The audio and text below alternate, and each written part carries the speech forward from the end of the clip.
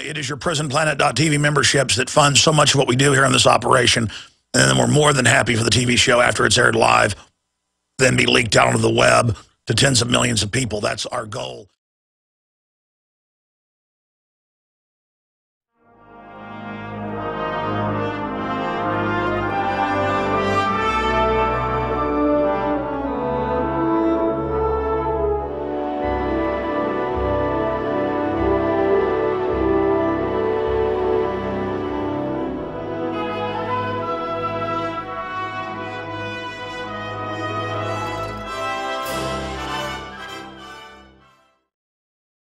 We got Joseph Farah coming up here in about 5 minutes of WorldNet Daily and a bunch of other big guests. I appreciate Max Kaiser spending so much time. I meant to get to all those calls, but that's the network phones. We just had to cut those off. So we'll give out our phone number, and those that we're holding can get back in on air. You know, being serious about this, Max, this is a scientific, eugenics-based gulag archipelago, casino gulag that you coined the term for, so you know that. And it's scientific. We've got to get the minions of the system to realize they're being poisoned, they're being dumbed down. This is beyond. I mean, British intelligence 150 years ago, 160 years ago, got all the top minds together and developed this current plan we're under. And they have been following the same plan, and they are pretty much in control. And so my biggest thing is psychologically with the truth, pointing out to minions of the system, hey, you know, do you really understand you're being poisoned and killed and dumbed down as well? And I think it is that absolute spiritual mental revolution that is going to change this. We have to defensively not go to the camps and say no and, you know, do that. But, you know, the Jedi uses the Force for knowledge and defense, never for attack, to be cheesy and use a quote from that. Any type of violence, they staged Oklahoma City. They staged this new, you know, patsy thing with the Federal Reserve to try to look like they're the victims when they're the violent ones. So I just really, you know, we're not in 1775. And look, if a civil war starts and we got to defend ourselves, you know, nobody's taking my kids to a FEMA camp for pervert New World Order to have their way with them. You know, it just ain't happening. But, you know, getting serious here and closing comments on what you see coming up. And, again, what the collapse that you see coming by next April will look like in closing. Max Kaiser of MaxKaiser.com. Don't forget to follow me on Twitter.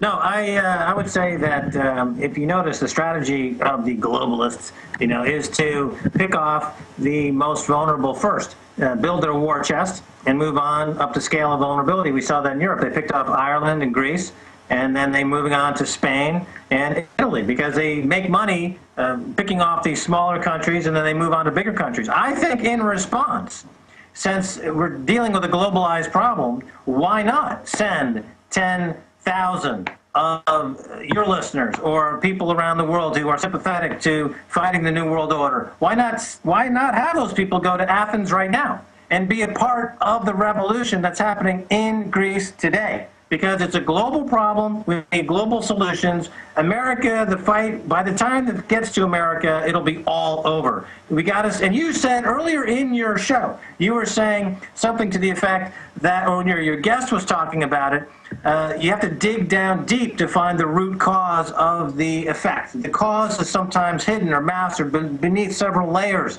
Right now, in Athens, is the front line of the fight against the globalists. And therefore, it behooves anyone who wants to defeat the globalists to send a force right now to Athens to help fight against the globalists. You need a front. Open up these fronts. You need a front in Greece, Alex, that's what I'm saying. Well, look, to have a front against banker occupation, people have got to understand it's a new type of war with mega banks that are monopoly people working with government to disenfranchise all of us. Max Kaiser, thank you so much for spending time with us.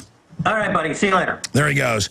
Wow. I just want to read who's been on with us in the last, I don't know, what is it, 30 hours now?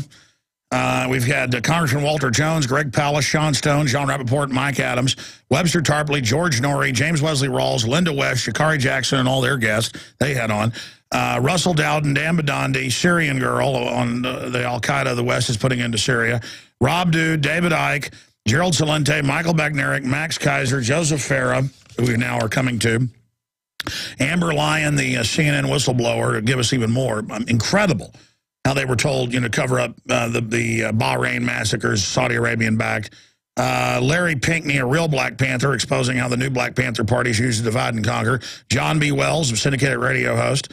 Darren McBreen, David Knight, and David Ortiz, Dan Badani, Paul Joseph Watson, Lord Christopher Monckton, Joel Skousen, and there are some surprise guests coming up as well. InfoWars Money Bomb 2012, because it makes the globalist mad. I can't tell you how mad it makes Media Matters in the White House, because the White House transition chief runs it, and Think Communism, Think Progress, and all those other groups, how mad it makes them that, A, we've got little sponsors and listeners and subscriptions. We fund this a lot of different ways. And I get sick of having, I'm not complaining, running around, like a hog looking for truffles, trying to fund things when I really want to just be covering news and getting national stories out. I'm not complaining. It's just it takes a lot to get this done. We're launching the magazine. We want to put up on free to air and a bunch of other systems that are clamoring for it. We just got to pay for it, and they're ready to pick it up on cable systems all over. It's big, but the uplinks are like $7,000, $8,000, $10,000 a month, depending on which one we get. Most of it isn't even uplinks now. It's like these file sharing things where your show isn't really live. None of them really are anymore, unless part of it's live and it goes to tape because it's uploaded to servers. Fiber optics. We got to put all this in. And one piece of equipment's like $100,000. We can spend our emergency backup, and then if things go bad, be in trouble down the road. So we don't want to do that. Donate, InfoWarsMoneyBomb.com, because InfoWars.com and this radio show and what we're doing is a platform for so many other people. And it doesn't even mean necessarily that like WorldNetDaily.com or WND.com needs us, but it's like they help us, we help them. Or Drudge certainly doesn't, quote, need Infowars.com, but it's a synergy. Or countless AM and FM stations, or Ron Paul, or the countless Congress people we have on that, or investigative journalists that say, hey, I can't ever get on the air with this. And we now have something that the globalists hate. There's only a few outlets, Drudge Report chief amongst it, and WorldNet Daily. Used to be Newsmax. You really don't really see much of that anymore. I'm not knocking them. It's just more of an advertisement thing purely, and quite successful. So there's Infowars.com, there's WorldNet Daily, above us, there's Drudge, and that's it. And let me tell you, that's lonely because it also makes us targets. But we're the only ones that can break a story out and force it out. Take Creator Syndicate, Thomas Sowell, the economist, professor, author, and then we're going to Joseph Farah of WorldNet Daily, the founder of it, and the Western Journalism Center. Used to run big newspapers before he founded that, trailblazed the web.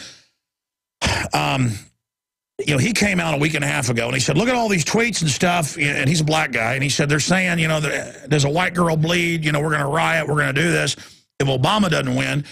So I said, you know what, let me just look that up. And there was all this stuff. So I told Watson, hey, so there's some articles about this, Economic Collapse blog, and others post it. Drudge picks it up. Then I'm attacked within 12 hours as being a racist, and it doesn't exist on these big news stories. So I go, that's it.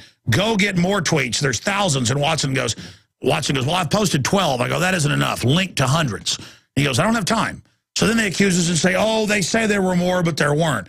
Now the Weekly Standard's confirmed with the Secret Service that indeed they are visiting people. Now I saw another news article today.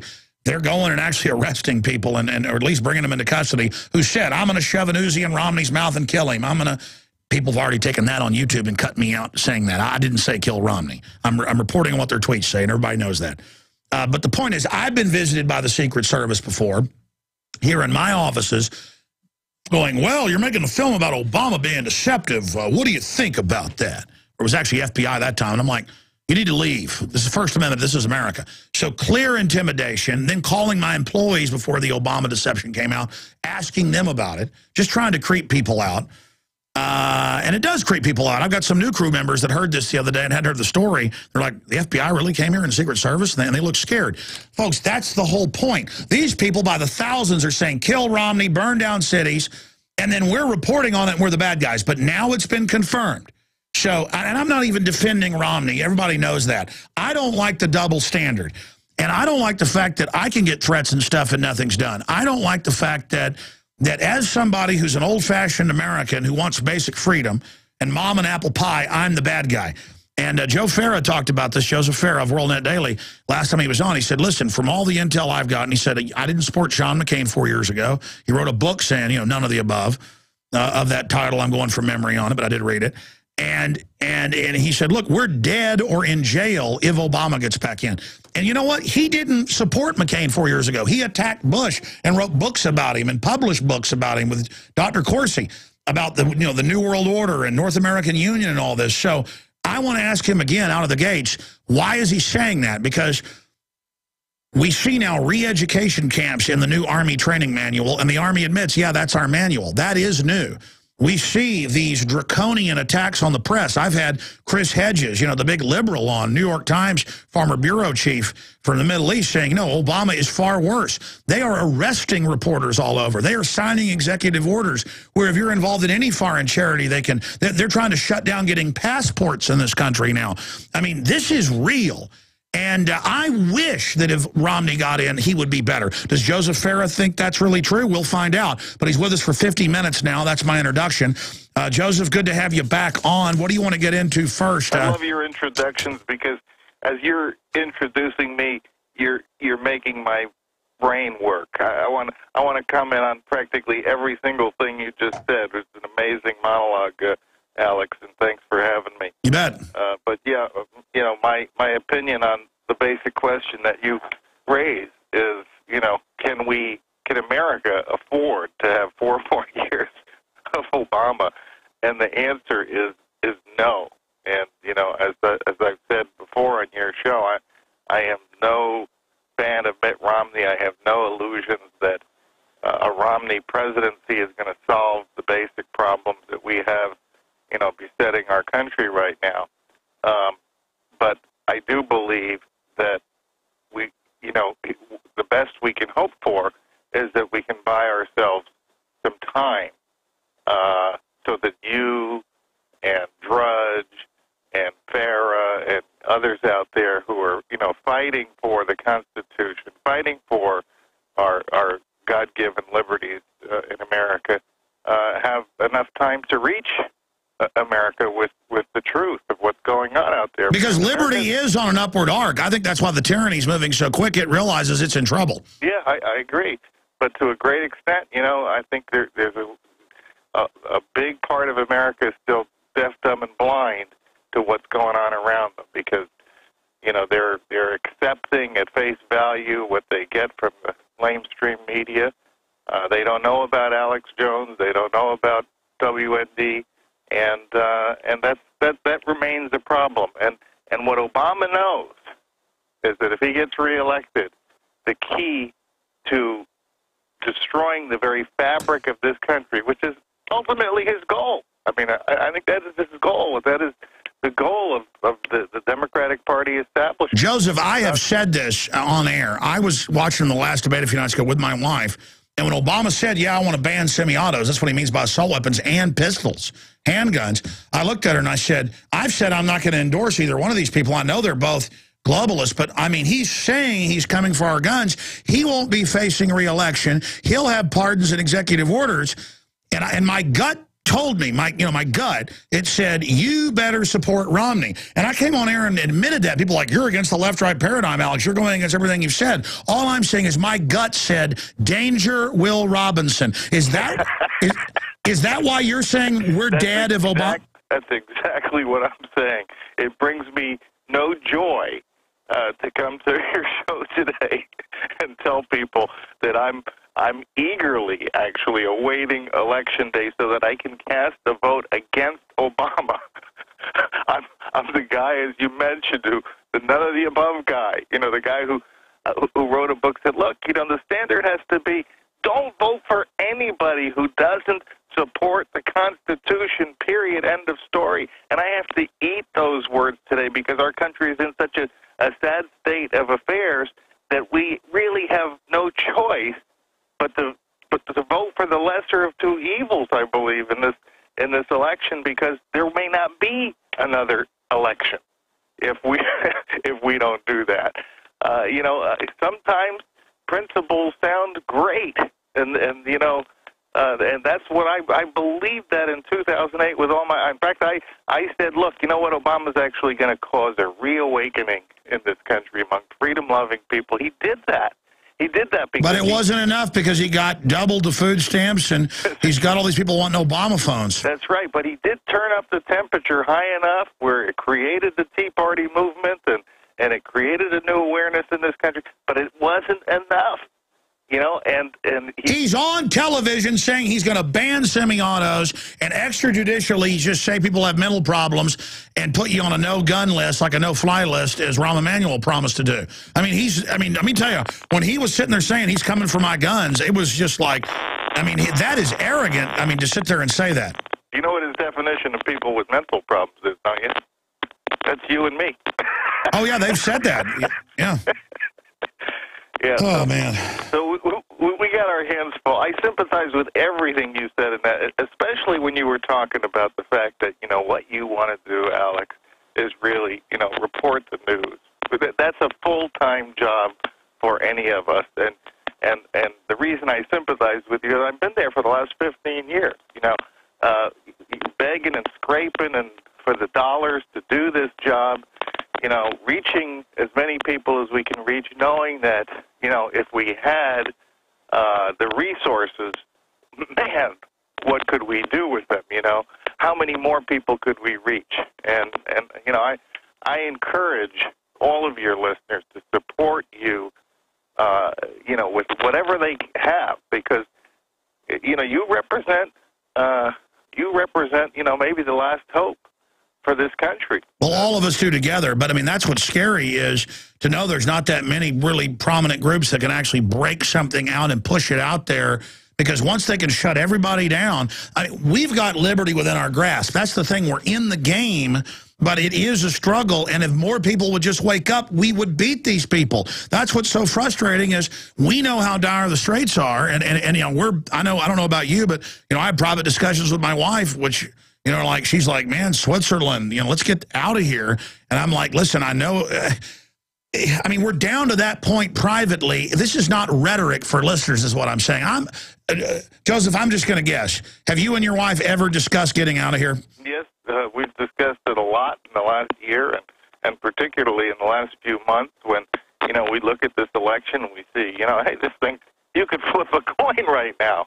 And probably be as accurate as the polls in terms of, you know, who's going to win this thing. What happened? Where do we go? Because I can tell you that this country, you know, will not resemble the country we've known for most of our lives with another 4 years of Obama in office. And that's the collectivist model. They bankrupt, they shut down the economy. They don't care if it makes the place poor. They like that. And then they've got the little chicken feed baubles with the domesticated, poor, pathetic slaves. It's such a horrible scenario to see that it's finally come. What people warned about 50 years ago, we are finally a rotting, corrupt empire run by communists. Yeah, we're an election away from losing America. And it may not be this election. It might be the next one. But, you know, that's how close we are. And, you know, it's time for a social revolution in this country.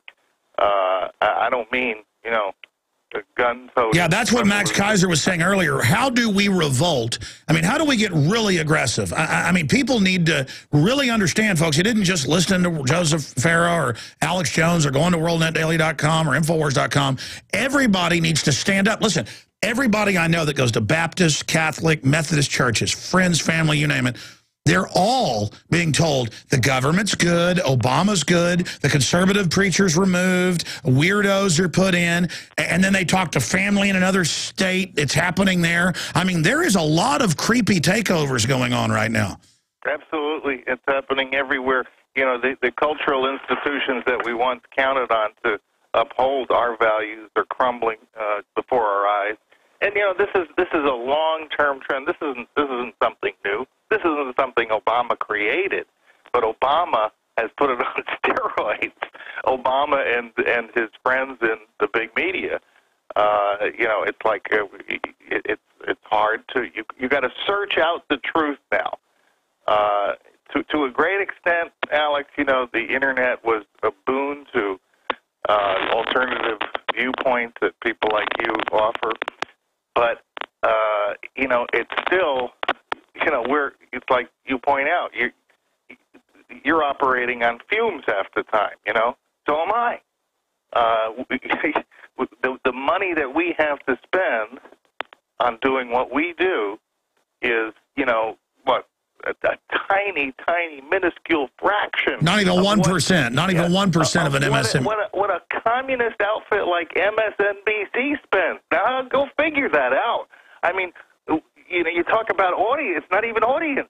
The audience doesn't even matter. We have bigger audiences than them, but they have hundreds of millions and we have a million. And you know, that's what's frustrating is that we can see that if we had the money, because you've run some of the biggest newspapers in the country. I mean, we know these plans would work. If we just had more money and more support, and if the listeners who've already been energetic would get out there and be even more energetic, we know victory is within our grasp. But that's what's so frustrating, is that we can really get our hands politically around the throat of this tyranny, but it's going to take people getting up off the couch. That's right. And one of the reasons for this is, I know this is true for you, because I know it's true for me. If it's true for me, it's true for you.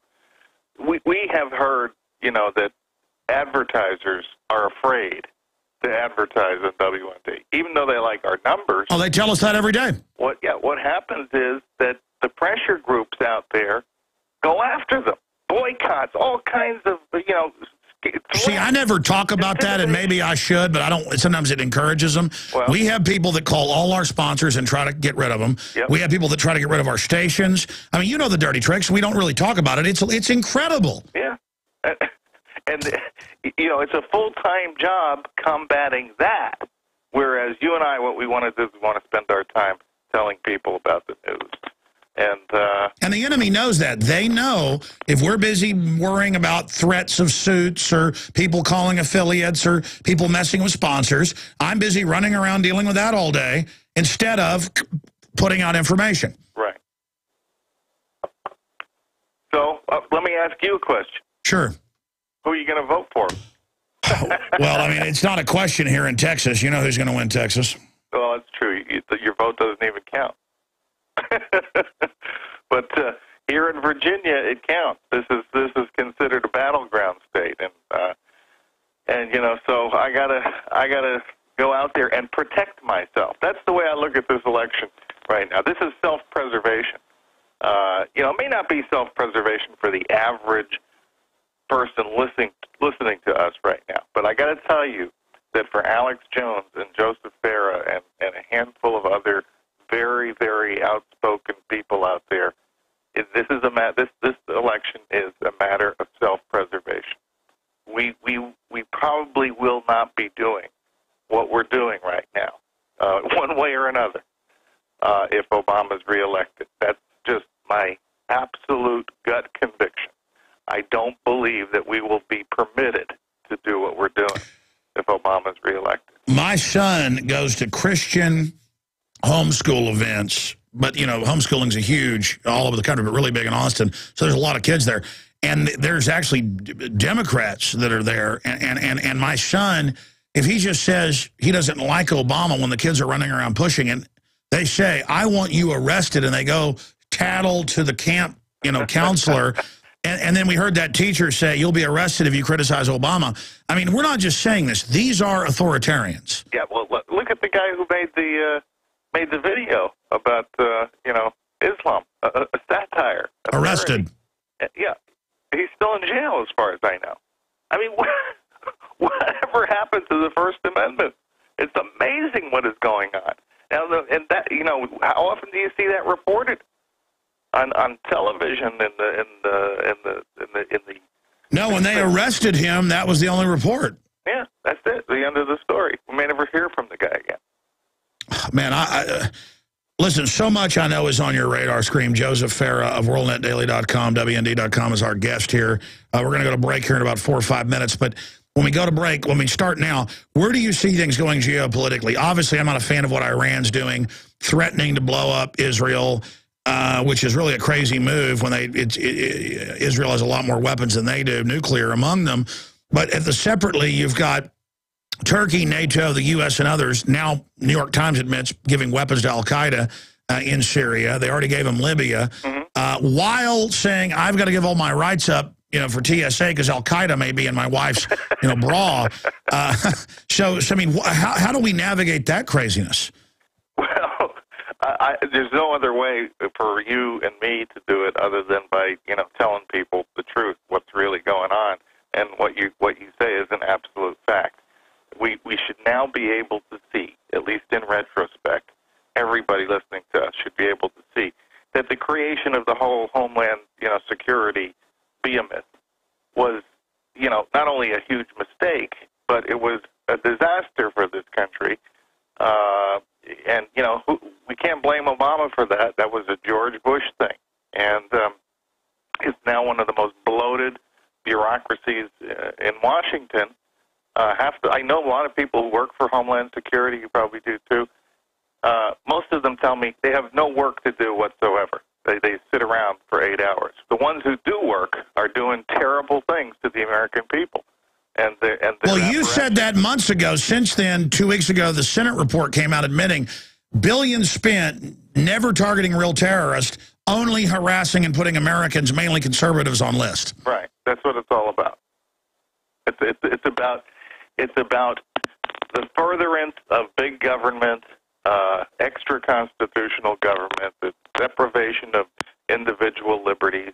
This is what we're creating, and that's a Republican creation. And so if somebody hears me say that, they probably would ask, well, but you're telling us to vote for Romney? And I'm saying, yeah, because again, what Obama will do in the next 4 years. I mean, I think I got some insight here. And again, I'm not just pushing a book, but I think Aaron Klein outlines this better than anybody else in his book, Fool Me Twice, which is mind blowing. The plans that are on the written plans of the Obama inner circle for what they're going to do in the next 4 years. It's scary. It's scary beyond words. It's nightmarish. It's Orwellian, and we got to stop it. We just cannot let that happen. And by the way, it's all over for America. America's done if that happens. Do you remember 3 years ago when Chicago schools said parents can't pack lunch? Now I've confirmed it's happening in Colorado and other states. And now they literally say, Michelle Obama says what you eat. And they're now saying we're going to tell parents what to pack. Yeah, and I'm convinced things like that are just really what they're doing. That's conditioning. But just conditioning Americans to accept the fact that, you're a subject. You are a subject of the government. The government has every right and power to tell you everything about your life, what you can do, what you can't do. And, what other purpose is there to something like that? They can't honestly believe that the government cares more about your children than parents do. They can't really believe that. They can't really believe that the government knows what's better for your children than parents do. What it is it's just an effort to show that we can do anything we want to you. And there are consequences for, disobeying our will. We're going to go to break. We're going to play a piece that John Bound did about the Hegelian dialectic of problem, reaction, solution, or false flag. But when we come back, I want to look at where you see things going in the election, because, there are thousands of tweets and Facebooks saying they plan violence, people, if Obama doesn't win.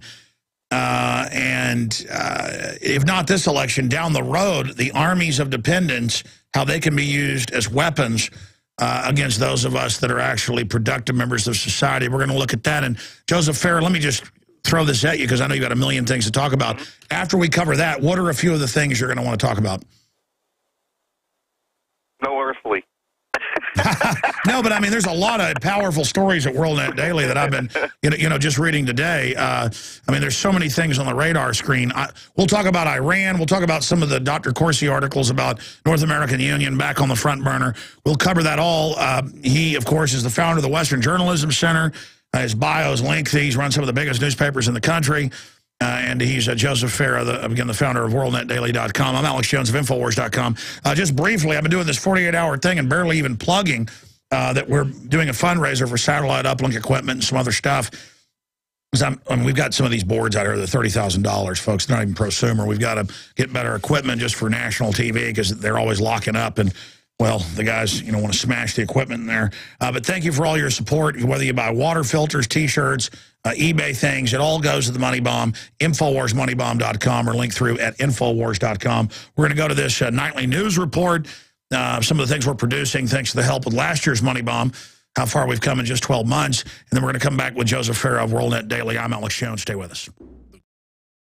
And Joseph Farah, it's part of the 48-hour transmission that ends at 11 a.m. Central, 12 noon Eastern tomorrow.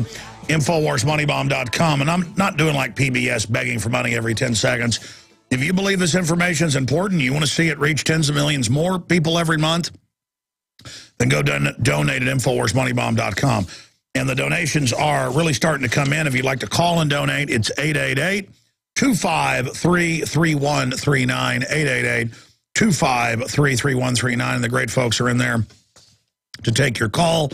You can also go to InfoWarsMoneyBomb.com and donate $100. Get one of these great camouflage shirts that everybody I know just loves with the Dayglow Hunter Orange, Liberty or Death 2012 Money Bomb shirt with the evil pro-America Gadsden rattlesnake on it, and so much more. Frank just gave $365. Samantha, $365. I guess it's one of those items you get when you do that. Toby, $365. Kevin, $500. Joseph, $500. Susan, $500. Anna, $1,000. David, $1,000. Greg, $1,000. Hobart, $100. Mark L, $25. Christopher, $50. David, $25. We're crossing out their last names here. Vera's Fashion, Jewelry, and Accessories, $25. They wanted their name in there, so that's good. We'd plug it. By the way, Cabo Bob's, without asking, called us and brought us some of the best tacos in Austin, Texas. So some other restaurants, they don't want to be named. We're going to be like 800 pounds after this. But thank you. Cabo Bob's is just awesome. Cabo Bob's of Austin. But InfoWarsMoneyBomb.com. I mean, it's real simple. The Money Bombs, I don't know, I've raised about $2 million the last 4 years. And it really helped me be able to go, okay, well, I can now buy this equipment or I can now do that. And this Money Bomb is going to enable us, if it continues to come in, to be able to get the...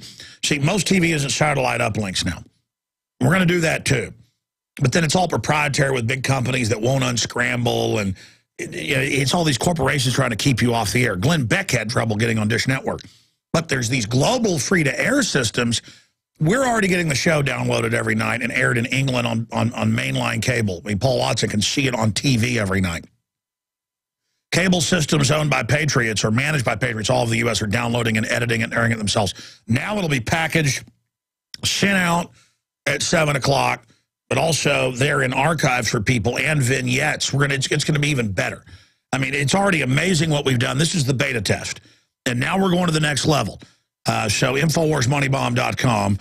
Plus, I'm tired of being intimidated that you shouldn't ever ask for money or you shouldn't sell books or videos. No, I should just get banker bailout money like George Soros and then use it, to try to restrict the First Amendment or give, billions of dollars of bailout money to NBC and MSNBC. It's a joke. They always take our money and then use it against us. And then when Nightline or MSNBC is here at my office, I don't even let them come here now. They've called in the last few months. But in the last few years, I'd let them come here. They're like, you make money. Oh, this is a big office. You're making. I'm like, well, you don't make money? What matters is what I stand for. People can judge whether it's true or not. Joseph Farah, I want to get back to you here and talk about all the death threats, all the rest of it. I really appreciate you joining us in the middle of this special transmission today. But separately, getting back to funding, and then we'll get into all the death threats to Romney and the threats to Riot, because I want your take on that big national story in the last week. But what do you make of this? I'm sure you've seen it, this intimidation that those of us that aren't communist or socialist or fascist, that we're bad, that we go out and put our ideas in the marketplace of the world. So, I mean, I love how communists and socialists and collectivists criticize us when we pay our own way. Exactly. It's funny when you mentioned, we're not doing the PBS thing here. You ever notice what PBS does when they raise money? They actually put on programming that attracts people. It's the only time you'll ever see anything on PBS that might actually interest you. It's usually entertainment-oriented. It's not political. That's what those are the devices they use. It's like a bait-and-switch operation, whereas you and I, when we raise money, we do the same thing we do every single day, right? Exactly, yeah. That's what's really going on here. But with regard to these threats, I mean, think about it. If these threats are being made, and they are, against Romney, who's, basically Mr. Milquetoast out there, I'm not even sure that Romney hasn't been, anointed as the successor here. It's the old story: one step forward, two steps back, that kind of thing. But the reality is, there are threats being made against Romney, viable, real-time, real-life threats. If they can get away with that with the presidential candidate, what can they get away with Alex Jones and Joseph Farah, or Breitbart or whoever? And this is increasingly worrisome for people like us, and it's a reality we have to live with and possibly die with. That's the world we live in now. I don't think America has ever been, with the possible exception of, during the Civil War, more stratified as a nation than it is right now. It's like there are two Americas. There's the America that still believes in the founding principles, and there's an America that wants to be just like all the other nations in the history of the world which were, top-down tyrannies. And so, we're in a bad way right now, but thank heaven you're out there slugging away, and I am, and a few other patriots who have some kind of a platform to use. Couldn't say it any better myself. Joseph Farah of WorldNet Daily joins us. Joseph, what do you, in your gut, think is going to happen day one if Obama was to lose? Because, I track all the polls. It does look like Romney has either closed on him or surpassed him in almost every poll, and we know that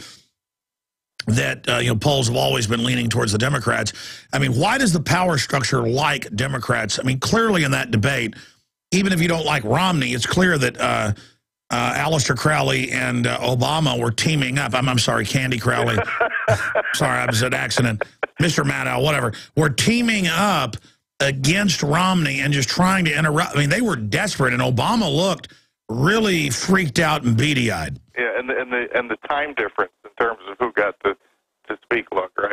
Obama got, what, 9% longer? Yeah, you're right, 9% longer, 28 interruptions versus 9. And by the way, Candy Crowley has gotten a lot of heat, and rightfully so. I think she stepped that, over the line a few times. But what I want people to recognize is Candy Crowley is actually probably one of the better journalists in America today. On a scale of 1 to 10, she's high up there as somebody who is not, completely 100% sold out to to the tyrants. And she's a reporter. Look, she didn't get there because of her looks. That's clear. So they put her out there. To give her some credit, she actually apologized for stepping into the debate at one point. No, you're right. I'm being a little mean, because when the president says, "Isn't that right?" You're going to be apt to, sit there and say that one more time. But what's interesting is she actually apologized for correcting Romney when he wasn't wrong, but her network, they continue to push the idea that Obama had actually characterized what happened in Benghazi as a terrorist attack, when he really didn't. For 2 weeks, he really didn't do that. It was a spontaneous uprising by an unruly mob. It wasn't organized. This is the kind of thing that goes on. But this debate was frustrating, I believe, for people like you and me, because neither one of the candidates gave answers that were very inspiring or really dealing with the root know, I don't want to be characterized as a Romney booster any more than I was, you know, falsely accused of supporting Bush when I never did. But the problem is we're in a unique scenario today.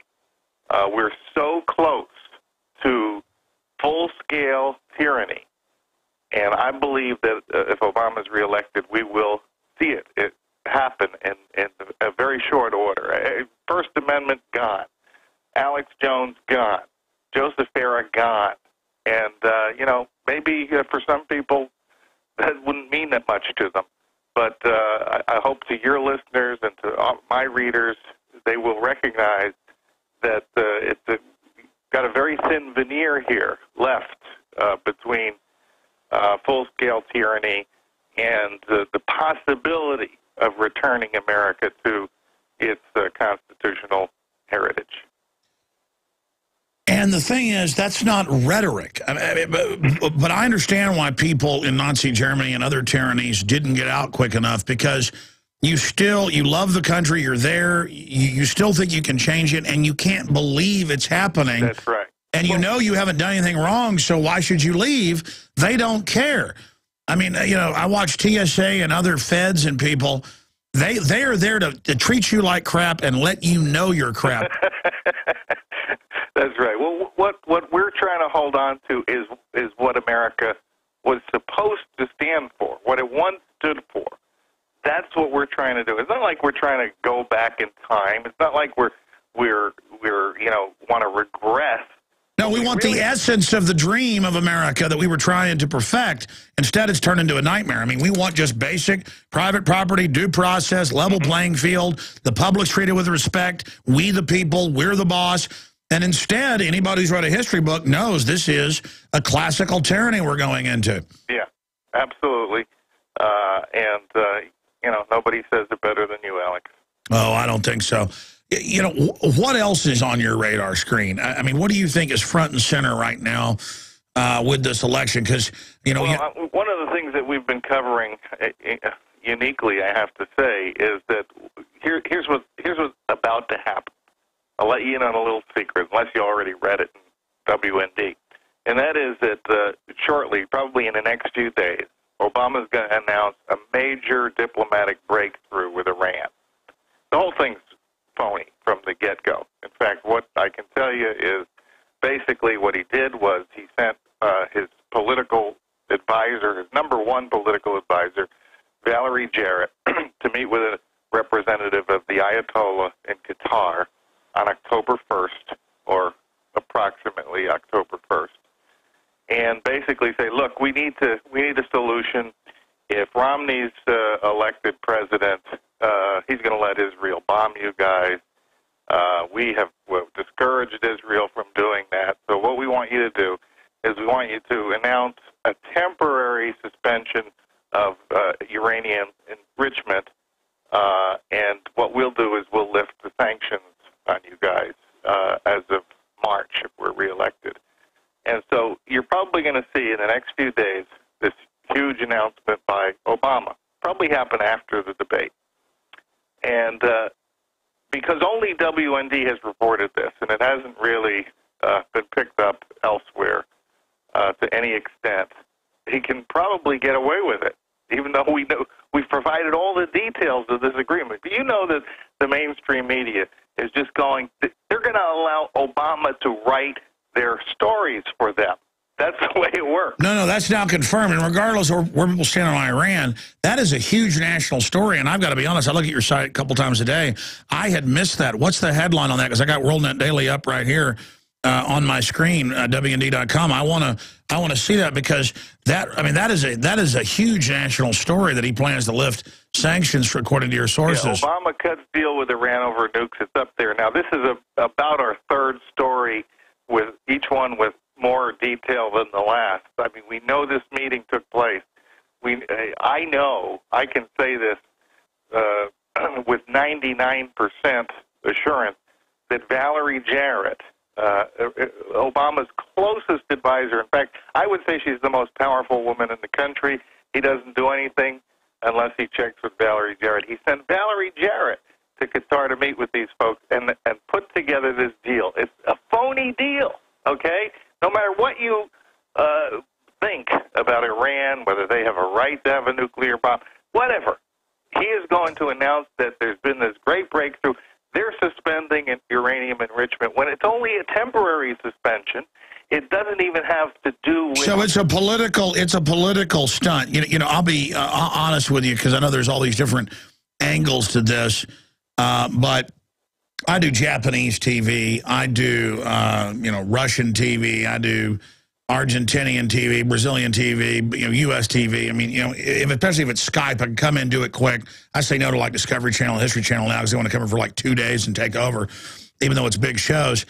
But RT would want me on every 2 weeks or so the last few years, and I'd go on because it's on cable systems around the world. I can talk about the New World Order and stuff. But the minute that I started criticizing Obama in this election, I mean, it was like, and not that I even care because I don't have a very big audience, boom, never back on RT again. And I think that, I think for whatever reason, Russia does favor Obama. Mm-hmm. Yeah, I think so too. Well, you remember those famous off-mic remarks that Obama made that weren't quite off-mic. Just wait until after the election and we'll straighten all that out. And, just need a little time to deal with that. And this is the message that Valerie Jarrett brought to Iran. We need your help to get reelected. Is there any question in anybody's mind that Iran would rather see Obama in the White House than Romney? Well, let me ask you this. Why does Iran, because I know they're smart folks over there, they're really smart. I mean, some of the smart people around historically. Why do they? Because, I mean, there's been some misinterpretations of what Ahmadinejad says, but lately they have been saying we're going to blow up Israel, we're going to wipe it off the map. Why would they be doing that while all these weapons are massing around them? I mean, that is crazy. Well, that's a good question. I think it's because this is my personal feeling. I don't believe that they would ever nuke Israel. It doesn't make any sense from a strategic point of view because you end up killing more Muslims than Jews, and that's not their goal. I think those nuclear weapons are meant to come over the border and be used on us. That's my personal. People say, they don't have a delivery system. Why are we worried about bringing in a container ship? Yeah, their delivery system is on a backpack walking over the border. Yeah, but I mean, why does Iran sit there and say that? I mean, I don't want war, but why does Iran sit there and say we're going to blow you up? Because it allows. Iran is at war with Saudi Arabia, quiet, cold war with Saudi Arabia. They want to be perceived in the Middle East and throughout the Muslim world as the real strong guys. The big swinging, you know what? That's right. There's the Shiites and you got Saudi Arabia representing the Sunnis, and Saudi Arabia's got a lot of money. They basically buy politicians off. Iran, by the way, wonders why it is that the U.S. likes Saudi Arabia and doesn't like them. They really wonder about that. They have this on very good inside intel from a member of my staff who spends a lot of time in the Middle East, and he explains to them, well, you know what? Every president that's elected, when they leave office, they're rich, they're wealthy beyond their wildest dreams because the Saudis just give them millions of dollars. Every single one of them. From, Bush Sr., Clinton, Carter, George W. Bush, they leave office, if they were wealthy before, they're wealthier after. It all comes from Saudi Arabia. Iran doesn't play that game. They play a game of bluster. That's their game. And they get a lot of attention doing it. Yeah, no, I mean, Saudi Arabia is smarter. They give them those $1 million speaking engagement consultancies.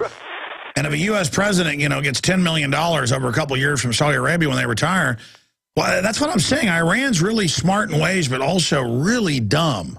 Yeah, and they talk out of both sides of their mouth. 1 minute they tell you, no, we don't want to have a war with Israel. Next moment, we're going to, eradicate all the Jews from the Middle East. I mean, what are you supposed to believe? If you're Israel, what are you supposed to believe? Are you supposed to take the best case scenario or the worst case scenario? That's why Israel really feels genuinely threatened by Iran. That's why Israel is not, in my opinion, doing more to fight this Muslim Brotherhood spreading throughout Syria and Egypt and so forth, because they figure the most immediate threat they face is Iran. That the long-term threat might be that the Muslim Brotherhood takes power in every surrounding country. Well, that's a nightmare too, but it hasn't happened yet. But Iran, they believe, is imminently going to have nuclear weapons that they can fire at them, and that's something. So what's the word? Will Iran get hit as an October surprise before the election, after, or is that off?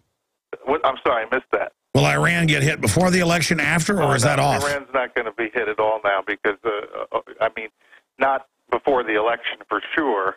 And if Obama gets his way and gets reelected with his little October surprise, which is this, diplomatic breakthrough that he announces, then it's going to be very difficult for Israel to do anything. Who do you think, in closing, is really behind the killing of the ambassador? Because I've heard Steve Pachinik say it was the neocons, and I've got other people saying it was actually Russians, and you do see consulates and heads of consulates getting blown up now, just like we saw in Lebanon today, with a security person being killed. I mean, the Russians are going to strike back. There's a proxy war in Syria, or was it really al-Qaeda jihadis that the West put in power there? I mean, what? Well, that's what I believe. I believe that. I mean, you pointed out. Look, who are we helping all over the Middle East right now? Where's our money? In fact, that ambassador was bringing weapons to the same people who killed him. Now, could there be more of an explanation? Could there be more to it? I'm sure there is. Sometimes I wonder, for instance, okay, why didn't the guy have any security? Was he set up? I mean, did they want him dead for some reason? I mean, you have to look at all the possibilities here, and the fact of the matter is we just don't know. We just don't know yet. No, I agree with you. We don't know. We just know it's ridiculous that well, I think what tells us what really happened, and I know if I'm in the Middle East, I got more security than that ambassador had. Exactly. It makes no sense. But I mean, expanding on that, why deny that it was coordinated and premeditated and professional, a.k.a. not a terrorist attack? Why deny that? Oh, well, that's an easy one, because they would be admitting that the very people they've been aiding with weapons and money, the people they sided with, they chose to overthrow Gaddafi. Now, Gaddafi was a monster. We all know Gaddafi was a monster. We all know, Bashar Assad in Syria is a monster. But there are monsters and there are worse monsters. And what we did in Libya and what we did in Egypt and what we're doing in Syria is supporting the worst monster of the two possibilities. And so if it became known, and I think it is becoming known, that Obama chose to aid the wrong side, al-Qaeda, and it backfired on him, that doesn't make for very good headlines. That doesn't make for a very good story to tell when you're running for re-election. And then Saudi Arabia buys off our politicians, but at the same time funds all the crazy jihadis, a.k.a. Wahhabist al-Qaeda. What is their game? I guess they're already 80% of Islam. I guess just take over every country. Yeah, it's really using money. They don't only buy the politicians. Look, they've invested hundreds of millions of dollars in our institutions like Harvard and Georgetown University, and they create, Arab studies departments and all this stuff. They push their ideology in so many ways. In fact, every law firm in Washington, practically every major law firm in Washington, they're doing business with to ensure that nobody can ever hire a law firm in Washington to go after the Saudis. I mean, exactly. They got their bases covered. All I know is when the TSA asks me if I'm a terrorist or wants to, I'm like, look, I'm not playing your game, okay? I'm not with al-Qaeda, the government is, and you're not going to grab my, I'm just tired. tired of it. I don't like living in a police state, and it makes me angry. And it's just such a game, Joseph Farah. I'm tired of playing along with it. I'm with you. Look, you know, after 9/11, when I heard George W. Bush, you know, announce his plan that what we were supposed to do, the ordinary people, we were supposed to go out and shop and make sure the economy didn't fall apart. And he was going to take care of all the problems with the creation of Homeland Security. I wrote back then, I said, this is the absolute wrong prescription. If you are worried about terrorism in America today, this is what you should do. You should go out and buy guns to protect yourself and your family. Okay? If everybody in America was at that state of mind, there isn't anything that terrorists could ever do, or any conventional army invasion. There's nothing that any enemy could do to America if Americans just followed that simple prescription. Instead, they flip-flopped it and now say Homeland Security is for constitutionalists, libertarians, conservatives, returning veterans, and it's clear that that is what they're going to use it for, and it is the height of authoritarian despotism. Joseph Farah of WorldNet Daily, thank you so much for spending time with us. Always a pleasure. You're a national treasure, Alex Jones. Don't ever change. Well, thank you, sir. So are you guys over there as some of the only alternative media out there that will actually defend this country and speak out against the globalists. Guys, I'm going to plug the Money Bomb here and then go to this special report on the NDAA. We're going to come back with the whistleblower here on air. Amber Lyon, the CNN reporter, that is going to be a big interview. And then we're going to have the Ask Christie interview and then Larry Pinkney coming up. And then a lot more tonight. Look, if you don't donate at InfoWarsMoneyBomb.com, I think you need your head examined. A lot of folks are. We want to thank you for doing it. If you aren't doing well financially, I don't want you to donate. It's people that have extra money, the fruits of liberty as it fades. If you don't spend money and time and energy getting the truth out, and here's one of the best places, then you're asking for the globalists to overrun you and enslave you. So InfoWarsMoneyBomb.com or 888-253-3139, 888-253-3139. Donate. I said 2 days, double the goal, $1 million. I'll be happy if we raise $500,000. That's what we really need. $1 million would be even better. I'd even, be more secure, hire more people, expand. But to really get these uplinks in and be, really be able to kick some butt in the next 6 months to a year, we need to raise $500,000. InfoWars. MoneyBomb.com or link through at Infowars.com and PrisonPlanet.com. And the crew is here in there taking your calls and your donations. 888-253-3139. 888-253-3139. And it's time to get off the bench and not just be spectators. Every little bit counts and has a big effect. And history's taking place right now. So we're going to go to break and come back with your... whistleblower from CNN, and then we will take some calls as well for her. Such an amazing person. We didn't get any calls the first time she was on with us. And by the way, that story when she was on with us ended up going viral. Joe Rogan picked it up, and many others. So we're going to be looking at that with Amber Lyon, CNN whistleblower. Straight ahead, donate, InfoWarsMoneyBomb.com. And she will be back with us later again tonight, but she's with us for about 10 minutes right now ahead of Amber Lyon, the CNN whistleblower, coming on with us. Again, I'm Alex Jones, your host. It is the 2012 Live Money Bomb. I want to thank everybody who has donated. We've got the Ask Alex, Christy Hightower from PlanetInfoWars.com in here with us. Alex, I'm not sure how much time we have, so just let me know. Okay. But let's go ahead and get started. The first question comes to you, Alex, from Nano Robot from a Planet Informs user. He says, Alex, will you tell us what you know about radioactivity found at Ground Zero and the melted rocks and rock formation also found there? There have been physicists in England and other places, professors, several have gone public, and they did pick up high levels of radiation. And 5 weeks later, there was, stuff 1,000 degrees above what jet fuel burns. I mean, NASA photos from aircraft. So it was molten. But I don't think anything went on there. I think the government official story is real.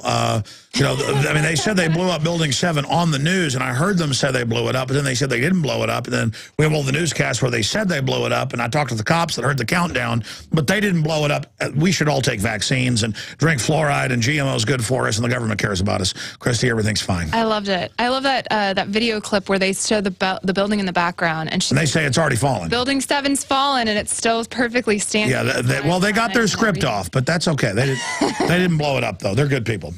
Everything's fine. Of course. All right. Well, good. Well, moving on. Armed Gentleman, Planet Inforce user, says, with the current establishment version of politics, many kids would likely get really bored and distracted really fast. But if kids were to know about which groups, say Goldman Sachs, etc., fund which candidates, and those candidates' voting records, etc., then maybe they could develop a healthy interest in politics? I agree. They make it boring on purpose when it's actually very exciting. Sure, it's boring, their milquetoast bought and paid for, but if you know the details of their real agenda and then explain to kids are actually almost like genetically ready to be told the government's bad and only trust the family. Because that's usually how, you know, that's like families didn't survive if they didn't know that. So it's almost like the Darwinian thing of not that I believe in that overall. The point is that everybody knows you don't trust the man. It's a modern brainwashed convenience to say, hey, I want my fluoride. Crazy. So you think that kids should, how do you do it with your kids? I mean, I've come in here and been really, really like knowledgeable on certain issues and things. So just how do you educate your kids? Yeah, I have explained to all my children, you know, history. We've read history books. I've read it to them at night and in the morning and things, and they've learned. History, you know, humans have done the same thing over and over again. Right, it repeats itself, as the cliche goes, right? Absolutely, absolutely. Okay, well, moving on then, maybe we can get to all 10 questions, which would be rare. Alex, normally it takes us an hour and a half. All right, this next one. Can I have Amber Lyon's bio, too? I want to point out she's Emmy Award winning repeatedly and stuff. Will you guys give me Amber Lyon bio? Or I can type it in right here. Go ahead, sorry. Yeah, you're great. Amber's awesome. I'm glad you're doing that. Joshua, Planet Inforce user, says, InfoWars is victory, resistance is victory, tyranny is just a symptom after all, isn't it? Apathy is the disease, and awareness is the cure. Simply pulling people out of the matrix via the dissemination of information is the key. Alex, people often whine and say, okay, but what do we do to fight the New World Order? Is this not an open admission of failure to grasp the fundamental arguments and concepts of the entire new culture, quote unquote? Well, apathy is treason. Thank you. Apathy is treason. It has been said over and over again. And I agree with the listener that made that point. But I have found that if people get, hey, this is a malevolent, not benevolent. Right. These are bad guys. Mal being from the Latin word bad, right? Yes, exactly. This is malware. Yeah. These are not nice people, and your apathy is not going to protect you. People think like, oh, if I'm just apathetic and aren't involved, I'll be left alone. No, the wolves will eat you.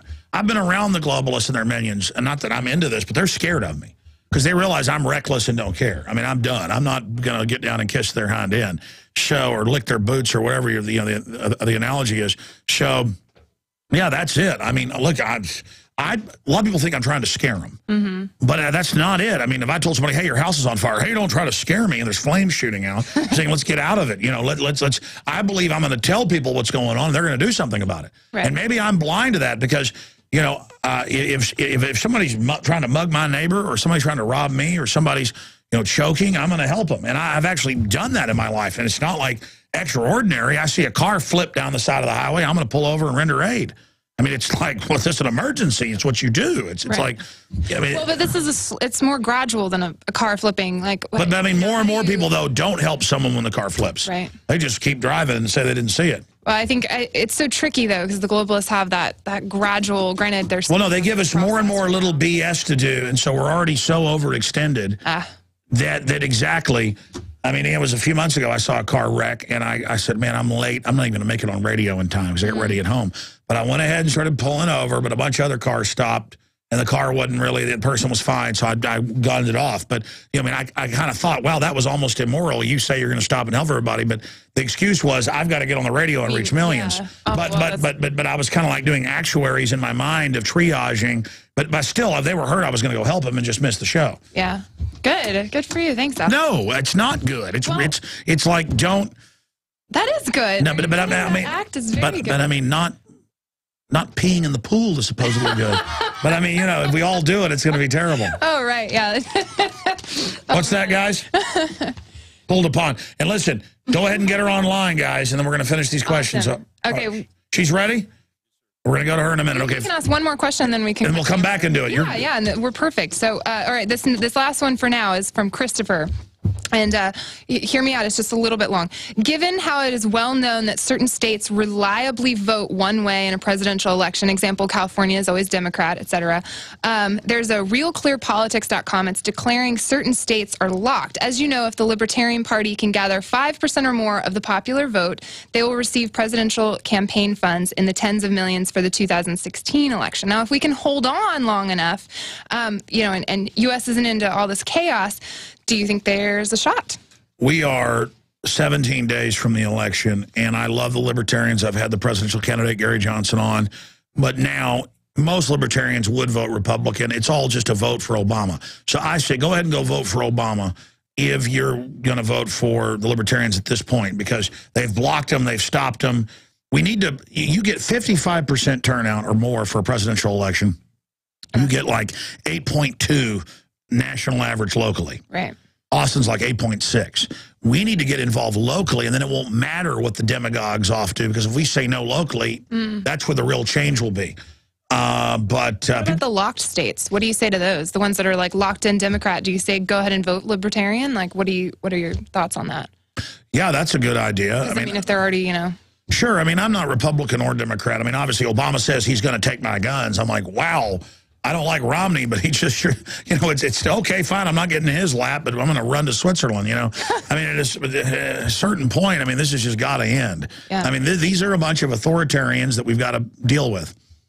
All right. Well, on that note, I guess we'll just get back. But we have more questions, but I know Amber Lyon's coming on here soon. So. And I'm sorry I got behind. I'm the one that asked you to bring some questions for the show, and then you've been sitting out there for 2 hours. I'm still doing work. You're doing a great job at the Twitter, Real Alex Jones, and over on one of the Facebooks. Absolutely. And thank you so much for helping us, Christy Hightower. There's also the Planet Infowars Twitter, which is at Real PIW. So, and also, if you guys wanted to participate in MoneyBomb, hashtag MoneyBomb 2012. Absolutely. Thank you, Christy. And that's what we do here, is that we are a platform for Congress people that are trying to fight tyranny. We are a platform for journalists that are being censored, for people like Chris Hedges and his suit against the NDAA. We are a platform to artists and researchers and people that would never be able to reach all these millions. And we do reach 15 million a week now, whether it's on AM and FM stations, XM, global shortwave, satellite. The nightly news is on in England and some cable systems here in the U.S. That's just them downloading it and airing it. We haven't even launched the satellite uplinks yet. We haven't even launched the file sharing systems with the news systems and the vignettes and all the things we're getting ready to do. We have just gotten to the point, and that's why for 5 years, because listeners recommend it, we've had these money bombs. We've raised $2 million in 5 years with these 24-hour broadcasts. That's why I said, hey, let's just go ahead and do a 48-hour broadcast. And we've raised $216,000. We haven't updated a lot of the orders that have come in that we add into that, but I'll be happy if we raise $500,000 by 11 a.m. tomorrow, and it really will help us in between the sponsorship and the rest of it. We're not like NPR that gets government money and begs for money every day. We do it once a year, and we're here doing it. Okay, talking about real journalists, I spent like 20 minutes of the hour we had with her last time lauding her, but she really is a hero. And she's been an example to many other journalists to stand up and tell the truth. And there have been more whistleblowers since she went public. Amber Lyon is a 3-time Emmy Award-winning journalist and filmmaker obsessed with hackers, human and animal rights, and revolutions. In 07 and 08, she won the Emmy for Best On-Camera Talent Reporter. She grew up in St. Louis, Missouri, and attended the University of Missouri School of Journalism. She's also been awarded the SPJ Heart of America Award, Missouri Broadcasters Association Certificate of Merit, and Edward R. Murrow Award. That's a big one. And Peabody Award. Wow, well, what has she not won? And a Gracie Award for Women in Media and more. For her documentary, I, Revolution, she won the 2012 New York Festival International Television and Film Gold World Medal Award, and Lyon was nominated as a Livingston Award finalist in the documentary. Lyon continues to investigate ongoing cases of excessive use of police force, as she's been shot at doing it in California, against journalists and protesters in the United States and more. AmberLyonLive.com, and she joins us here again. But instead of me just ranting here, I want her to be able to recap, you know, the latest she's seeing in journalistic manipulation, recap what happened with her case, you know, basically leaving CNN, being forced out because she wouldn't take, you know, follow the orders of foreign governments that were running CNN International, Bahrain, and others. And then I want to open the phones up for people to have a chance to talk to her. In fact, let me give you that number. If you want to join us, it's 877-789-ALEX, 877-789-2539. We're opening the phone system right now. We'll take 5 or 6 calls for Amber Lyon. Questions directly to her, 877-789-ALEX. And Amber, it is great to have you here on air with us. And I'm just so excited to see your story getting out there all over the place of just how manipulated CNN really is. Yeah, Alex, I really appreciate you having me on and having the gumption to discuss this story, because it's yet another one that's kind of been censored by the mainstream because other mainstream outlets are participating in similar behaviors. And really going on your show made a tremendous difference in being able to let people know that CNN has been what I consider to be defrauding viewers, creating these infomercials for dictators, this paid content that they're airing on CNN International that's actually being paid for by governments that, as journalists, we're supposed to be watchdogging. Exactly. CNN's paid for by Bahrain, Saudi Arabia, China, you name it. This show's paid for by our little sponsors and people that donate to the once-a-year InfoWars MoneyBomb. And I know you're also building your own media organization, which is really exciting. That's what's going to defeat this dinosaur media and create the alternative. Talk about a little bit of what you're doing currently, and then let's recap your story. Yeah, I'm setting up a news and information aggregation and original content website. It's called muckraker.com, and it goes back. We're trying to reinvigorate the muckrakers of the 1920s, the Nellie Blys, the journalists that did a lot of undercover reporting, and really kind of bring back that hardcore investigative journalism that really hasn't been as present as it was since the 1920s after corporations came in and kind of squashed it. So we felt Muckraker was a great name because some of the best journalists in history were muckrakers. And we're really hoping to launch this site as a force for investigative journalism, also for whistleblowers who are brave enough to come forward. Again, a lot of listeners have seen your story in the news, but I mean, without me trying to break down the story first, recap exactly in a nutshell what happened to you and what you witnessed. I mean, you're one of the most important whistleblowers that come along in a long time because of just how wide-reaching and really bombshell this CNN activity is.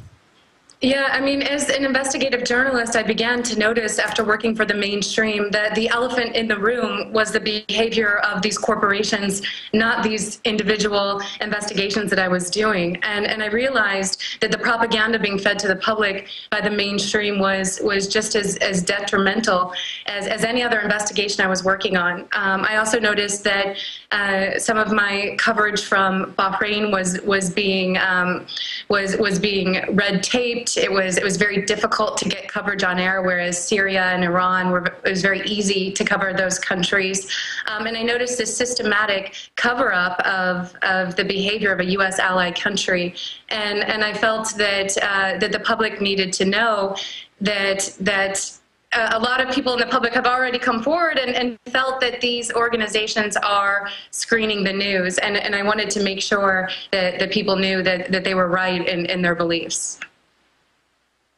And I mean, the significance of this, whenever we have just massive information like this right out there in the open, and we have all the news of censorship in the White House saying what to do with the New York Times, and reporters at press conferences giving their questions beforehand. I mean, this is just absolutely rigged. Since when is journalism just repeating and regurgitating whatever press release you're handed?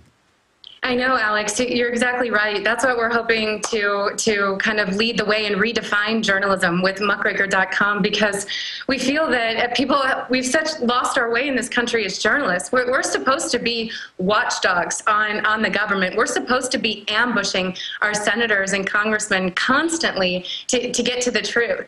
And instead, the U.S. government is spoon-feeding the mainstream media stories and sound bites that they're then publishing as as fact. A prime example is the situation with the attack on the U.S. Embassy in Libya.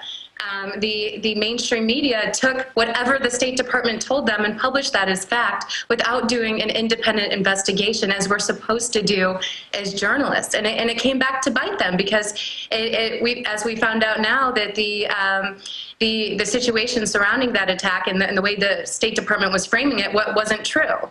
And these mainstream media outlets are quick to blame the State Department for not having the facts right. But really, I feel like they should be blamed, because they're the ones who are supposed to be watchdogging the government and these corporations. And Alex, that's part of the reason why we have so much corruption in this country right now, is because we really are lacking in true hardcore journalists and journalism.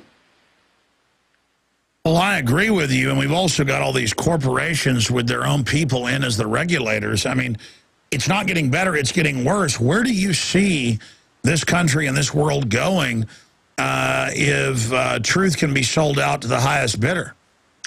I'm really scared for the direction of this country, just based on my last 10 years as an investigative reporter and seeing how much corruption has been able to succeed, because there is no journalism to watchdog these companies and really expose it. Another thing that scares me, Alex, is, you see the NDAA 2013 is now going to legalize propaganda. It's going to allow, for the first time in decades, it's going to allow the U.S. government to directly spoon-feed propaganda to the American public and bypass the mainstream media. And that is, it's already been approved unanimously almost in the House, and now it's waiting for a vote on the Senate, but odds are it's going to pass. And now the U.S. government is going to be able to create sock puppet accounts on social media, magazines, TV shows, and propaganda to feed it directly to the American public.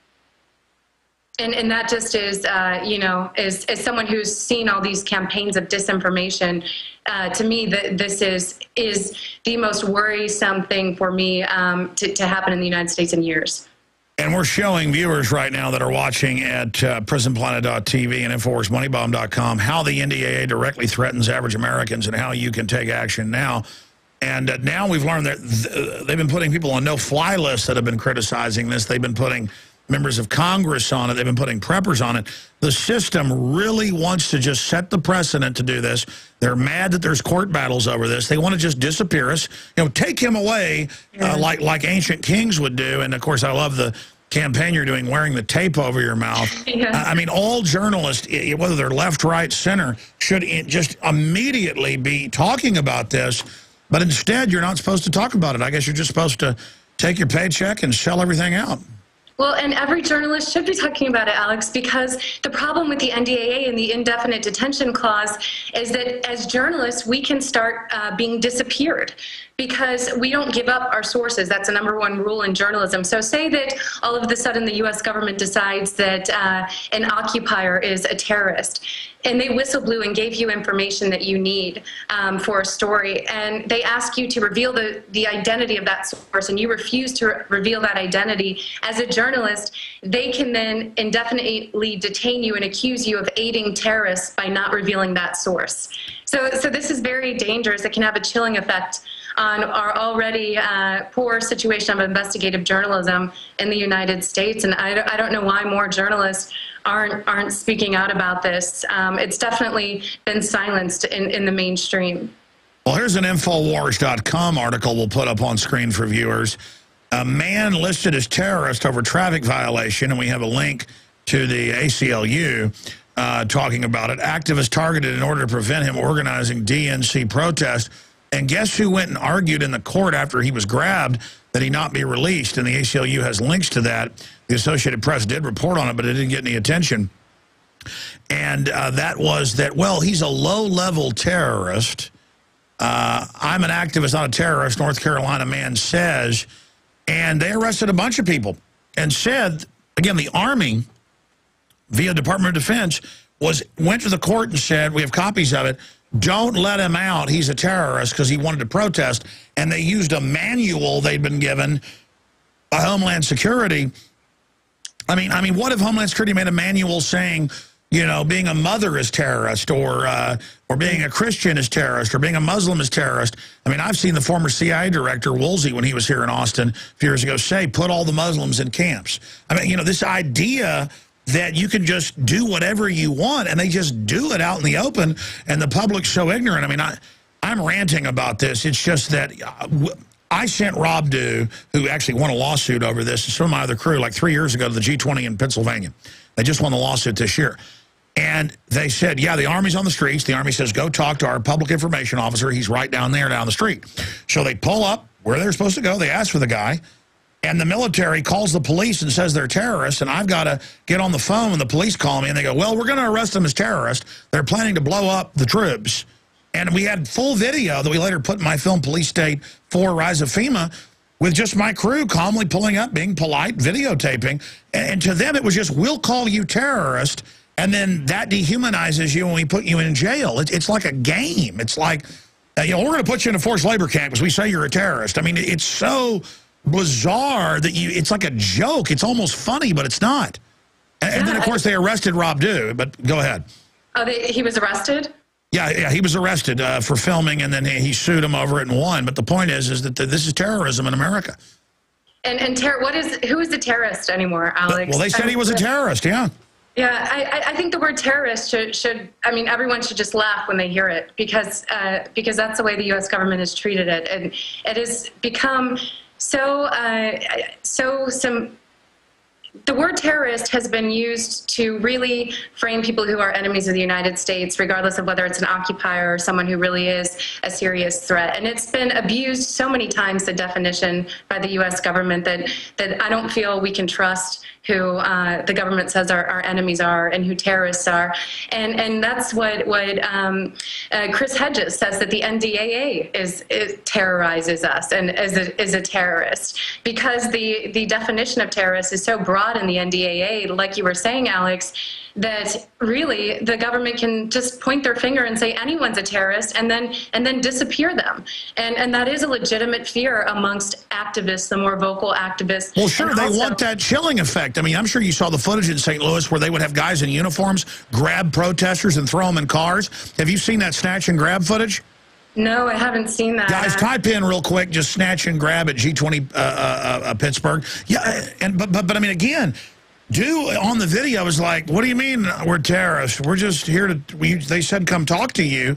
And it's like a joke for the military and the cops. Like if they just call you that, it suddenly makes you that. I mean, it is absurdist. Yeah, and that's what the NDAA does, essentially, is it gives the government the power to crush dissent. In the end, that's really what it is doing, and it's also crushing journalism. And now, so the problem with the NDAA is, as you know, Alex, is every year it's reapproved and adjusted. And it's also attached to the salaries of our servicemen and women. So that little nugget makes it very difficult for a president to veto it, because then they blame the president that our service members aren't getting paid. Well, this year the NDAA is only getting worse, because now there are sections in it that are actually making it U.S. policy to go to war with Iran. In addition to that, they're allowing the U.S. government to directly feed the public war propaganda, so that this war-weary public will approve of war. Oh, yeah, they did that last year. They legalized domestic psyops. Explain what that means to people. That's pretty much mind games and propaganda that will allow the government to get you to approve of things you may not have approved of in the past if you had the full amount of information. What's scary about it is they have unlimited resources. I mean, the average small media independent startup maybe has a budget of $1 million. Well, you can imagine if they're able to start media outlets as well and spoon feed this propaganda and these psyops and mind games to the public, Alex. I mean, how is the independent media going to be able to compete?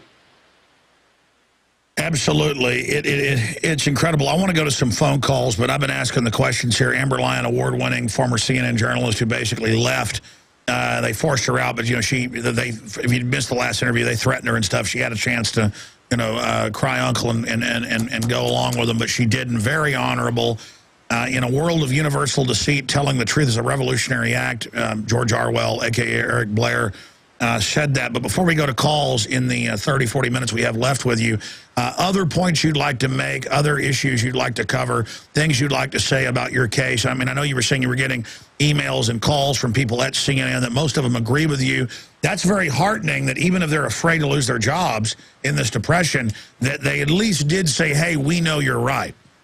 Yeah, and that was very refreshing. And I had seen that as I was an employee there. I had seen so many of my colleagues that were upset by CNN's behavior, but they just didn't. They were tied down to families or retirement plans or fear for their own safety. You know, Time Warner is a powerful enemy that has a very strong reach. A lot of people were scared as a journalist that if you go against Time Warner that owns Time Magazine, HBO, TBS, CNN, that you would never get a job in journalism again. For me, the censorship and what I was seeing was so horrific that it didn't matter to me. I almost felt like I'd rather not work in this field than continue to allow this to happen. So I've only had a tremendous amount of support from them. Also, a lot of support from people who knew this was going on, but just didn't have that validation. They didn't have someone saying, you're right, you're not a conspiracy theorist, this is really... That's a good point. They say nothing bad's going on, so even when you know it's going on, that happens to me. Even when I know I'm right, later when it comes out, I go, oh, good, I wasn't crazy, because it's like reality is so nuts.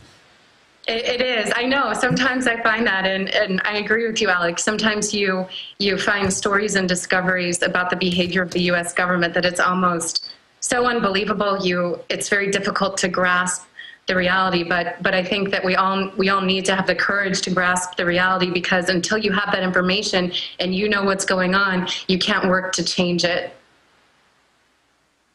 Again, I want to go to phone calls, and I'm putting you on the spot here. I'm not asking for a plug for our money raising to do things, but I know that so many times stories that aren't really breaking big, we're able to catapult them. Your story was already pretty big, but and this is a cold question. I mean, I don't know what your answer is going to be, so I'm just a shot in the dark. But did you get a pretty good response after you came on the show? A tremendous response, Alex. A tremendous amount of support and response, and I really appreciate it. Because as I'm now realizing through submersion journalism, that whistleblowing is not easy, and you really fear that you're going to be abandoned, and somehow people aren't really going to get your message, and you risk so much, and people aren't going to get the message. And my point is to let people know that, okay, this network is producing infomercials for dictators, and you should take what you see as, with a grain of salt. And your viewers and listeners, I got hundreds of emails and a lot of support, and a lot of people who were just happy to be able to know what's going on, because they told me they had suspected this was going on all along, and people had been calling them conspiracy theorists. And sure, it's all validating, and then Joe Rogan called me and said, "Hey, that was a great interview. We're getting her on," and then that's on XM, and then that chain reactions, and then other people, and now you're talking to people, folks that normally aren't even political. I mean, it's just amazing. My point to viewers is the reason people should spread the word with email, Facebook, Twitter, donations, whatever, is that, hey, I'm not happy just reaching 15 million a week. I mean, we have got a real potential here. If everybody will just spread the word to reach 30 million a week or even more, and someday we may not have this platform. We need to use this now, and that's why it's important for people to spread the word about this 48-hour transmission right now, to send people to the free video feed at InfoWarsMoneyBomb.com, for people to donate, for people to call. I want to thank those that have donated and have supported us, because it's so important. Let's go to some phone calls. Amber, let's talk to Lance. All right. Lance in Texas. You're on the air with Amber Lyon. Go ahead. Yes, if you can't hear me, I'm on speakerphone, but my question and my interest is in free energy. And you may not think this relates to the dying dinosaur media, but, EE owns, is the parent company of NBC. Well, no, sure, they're suppressing all sorts of real alternative energy. And do you have a question for our guest? Yes, I do. I'm saying if the free energy motors would ever get out into the mainstream, would it end the New World Order's grip? Yeah, that's a great question. Thanks for the call. Amber, I mean, I saw a video on YouTube of you being shot at with rubber bullets covering the riots and stuff. I mean, that's another issue I want to ask about. But Separately, I'm just kind of having all these thoughts right here because it's not live unscripted. But what is your take on alternative energy and reports of its suppression? Well, I do think that it isn't being accurately covered in the media, and I feel like that's why corporations have such a tight control on the mainstream media, because they know once these messages reach the mainstream that becomes dangerous, because then that can compete with their censorship. So obviously these stories, I mean, you're not hearing about these stories all the time, and they are some fascinating, it's fascinating information, especially journalistically. So if you're not hearing about something that you think is important, odds are it's being screened and kept away from the eyes of the majority of Americans.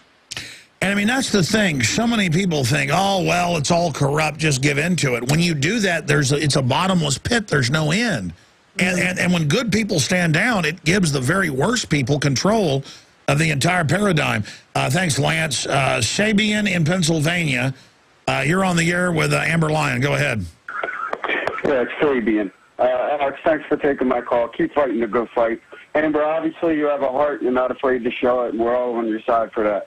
I've been posting multiple posts on Facebook and talking to people to wake everyone up, doing what I can. I'm noticing there are a great amount of people out there that want to take our country back. My question is, Amber and Alex, what can we do to fight back? That's a great question. Amber, what do we do to fight back? I mean, you're an award-winning journalist. You've won Edward R. Murrow's, Emmys, you name it. I mean, you've been successful. You break big stories. I mean, you've got that, that spark of justice. What do you recommend we do? I mean, I say get cameras, get out, start reporting, put it on YouTube, start a local newsletter. None of us are perfect. Just start fighting. Yeah, like everyone says that the revolution won't be televised. What I think everyone can do is really make sure that people get this information. I've been so thrilled, Alex, by your viewers and your fans, because when I've shared stories now on Facebook, they've told me, well, I tried to talk with my mom about that or my grandmother about that and let her really know that this was happening.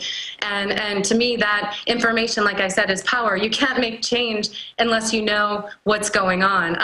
I also think that protest is a legitimate form to make change here in the U.S., and that's why I'm working now on a book to highlight the benefits of protest. I think the media, once again, surprise, surprise, the mainstream media has really painted protesting as this awful thing with these just a bunch of hippies. And evil Americans getting together and organizing. It's so 1776. Exactly. And you look at protest is the only way we've had change in this country ever. I mean, that it takes the American people to get out to the streets and voice their concerns and really show the government or certain corporations that they're not happy. Look at the civil rights movement. When is your book coming out? Because I want to read it and I want to carry it. Wonderful. Thank you, Alex. I see that you're very supportive. I appreciate that. It's a photographic essay of protests across the U.S., so it should be out in December, and it really is highlighting just the various protests that have succeeded. I mean, we have groups of people here in LA right now. I'm about to leave to go photograph one. They're hosting foreclosure protests, and they're taking direct action, and they're actually building forts in front of their homes that are about to be foreclosed. Forts of chairs and couches, and bringing in boards, and creating a wall of people between the front yard and the house. And they're winning. I mean, these banks aren't coming in and taking the homes away. Exactly. Resistance is victory. Beautiful. Sabian, does that answer your question? I've seen a lot of people in Occupy and whatnot that did try and do that, and they ended up getting gassed and beaten and whatnot. I mean, it's crazy, Yeah, well, I mean, look, fighting for liberty isn't going to be easy, and Occupy got infiltrated by the Democrats, and they couldn't take it over. They went ahead and had a coordinated Homeland Security raid in, 30-plus cities. Again, since when do the feds coordinate ordering local police to arrest all the occupiers? I mean, again, that's totally out of the Fed's jurisdiction. And the problem with Occupy, too, is that Occupy didn't have, it doesn't have enough, not enough people are brave enough to go out and protest with these various, at these various events. If there were thousands and thousands of people at these events versus a couple hundred, then the protesters would have more power and wouldn't be as easily influenced and crushed by law enforcement and the feds. Well, look, I appreciate your call, sir. I mean, Amber, thank you. I probably spent like 10 minutes just saying what a hero you were, because it's true. And the fact is, sure, you say you're not a hero. Basic human compassion and knowing there were slaughters you witnessed in foreign countries that they ordered people to cover up, you had a responsibility to talk about that. But nowadays, when so many people just rationalize or whatever, what you did, that type of action, is what is going to change the world. And they're scared of people like you that could be an example to others, because once other people within the system, that's what the system's really afraid of. Yeah. That's why they're afraid of a protest, because others might join it, like Ceausescu in Romania or the fall of the Berlin Wall. They send the military in. I've interviewed some of those officers. They ordered to go kill people, and they finally said, we're done. It's just that moral decision. That's why they want to go to drones and robots and autonomous systems who aren't even human-controlled, because they want to remove us from the decision-making equation. We have power, and we have to realize we have that power. And if people don't act soon, at least at the least to contact your senators about NDAA 2013 to get rid of the propaganda and the U.S. policy leading us into war with Iran and the indefinite detention. I mean, at the very least, I feel like everyone in this country has a duty to try to get this taken out of the latest version of the NDAA, or we're gonna head fast down that road that you're talking about, Alex, where people are terrified just to walk out of their door and protest, or even in their own homes they become scared to. No, I agree. We're talking to a former CNN reporter who basically quit, was forced out over not going along with their cover-ups of massacres in different Middle Eastern countries. She's on with us right now, and muckraker.com is her website. How did you get such an incredible domain name? I mean, that's about as good as it gets. I don't know. I don't know how it happened. I've always been a huge fan, even since I was 12, of Nellie Bly. She's a journalist who had the gumption to check herself into a mental institution to prove that they were abusing patients, and witnessed it firsthand. And I love that style of journalism. And so I've always had that in the back of my head, that I wanted to use that name because it's such a powerful name, and it was such a powerful time for us in the U.S. journalistically. And I got lucky. The guy who sold it to me sold Politico their name as well, and he's been holding on to the name for almost a decade. And he felt it was finally time to give it up, and he felt that I was the individual he wanted to give it to. So. Amazing. I was about to say, I mean, I've got to say, that's probably like $1 million name, but I imagine he gave you a big discount. Yeah, he did. He did. He gave me a tremendous discount and a blessing because... But see, that's what it's all about. It's about, I guarantee he could have sold that for more money. That was a major act of rebellion against tyranny to sell you that, I would guess, for a low price. Because, I mean, it's like, wow, there's no future if we don't say no now. And it's just those little things that are actually big things that add up. Because...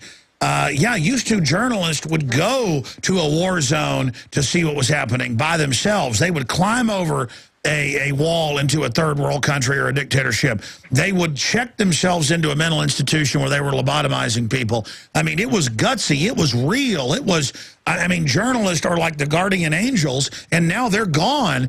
But, hey, we found one in Amber Lyon, and we've found one in other people, and it's just precious. And I think people should realize this information is the essence of freedom. I mean, it's so beautiful. It's so special. And it's electrifying, too, because it's exciting to break big stories. It's exciting to put yourself in harm's way. Don't feel sorry for us that have broken a lot of big stories when I've, climbed into Bohemian Grove or gone into a military base or things I've done. Let me tell you, folks, that's really living right there. What can you say before we go back to calls about that electricity of journalism? Yeah, I mean, journalists, like, you have the ability to stand back and really go in and fight corruption, like so many don't, because you're not a part of that organization. And if you have a tremendous platform like you do, Alex, you can really take an expose and really give it to the public so that change can happen. And that, to me, is the most rewarding thing as a journalist, when you're able to expose some type of corruption and then you see direct change happen because of that expose. And that's the true essence of being a journalist. And what we're seeing on TV now, Alex, those are celebrilists. The majority of hardcore journalists have had to or have been forced out of the mainstream, and they're out there now floating around, and they need homes like in your institution as well as what I'm starting, because there are some fabulous journalists out there. They just need a platform right now. They certainly do. I remember, I don't know, 6 months ago, we had a journalist who'd written for the local papers and stuff, but he quit because they wouldn't let him publish it. He caught the cops basically drugging the local occupiers so they could demonize them later and offer them drugs to set people up. And at first, the media said it wasn't true, but then later had to admit they were taking them to the police station and giving them cocaine, heroin, you name it. And at first, people are like, the cops are giving people drugs, but then it came out that it was even a federal program. It's just, all you've got to do is go, anybody can go and objectively report on what they're seeing happen.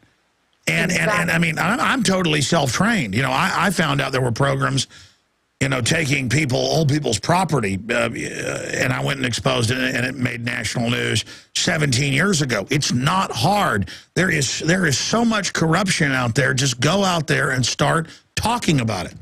You know, Alex, I was just thinking that, because we used to think as journalists, oh, we need to go overseas to highlight this poor corruption in this country and these poor people who are being oppressed.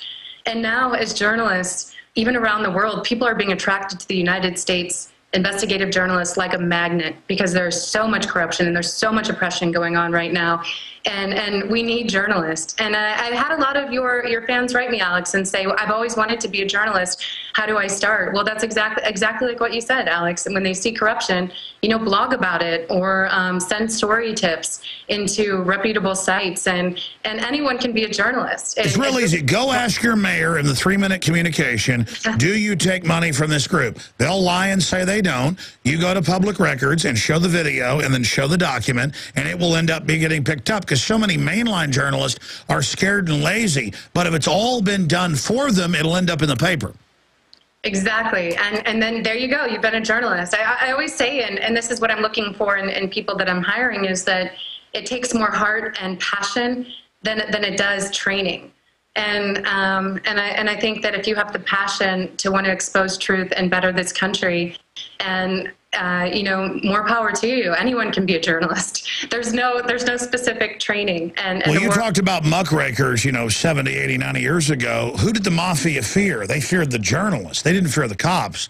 The journalist is who they would run like roaches from, because they knew that journalist was going to expose them. So the mafia went and bought the journalist. Exactly, and they crushed the muckraker movement. It was so sad. I mean, there were so many successes out of that. Exposures of lynchings in the South. Upton St. Clair exposed dirty meat packing plants by going in undercover as an employee. The Jungle. The Jungle, yeah, it was fascinating. I recommend for anyone, especially anyone who wants to get inspired, read Hunter S. Thompson, read Upton St. Clair. And when you see his style, you can understand why corporations were terrified of journalists, because they were catching all of these corporations and the government constantly with their pants down. Absolutely. Well, that's so exciting. Ron in Clearwater, Florida, then TJ, Chris, Brandon, and a few others. You're on the air, Ron. Go ahead. Hi, Alex. Hi, Amber. How are you today? Good. Doing wonderful. Hey, I have a question for Amber, and I have a statement for Alex.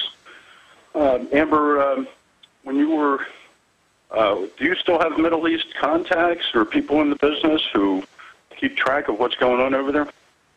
Yeah, I do. I have a lot of the country in particular that I focus on is Bahrain, and I have a lot of contacts on the ground there, and who keep me updated constantly about what's going on. Of course, you can bet that when I launch my news site, we'll be covering the real story about what's happening in these countries through our genuine, truth-telling contacts on the ground.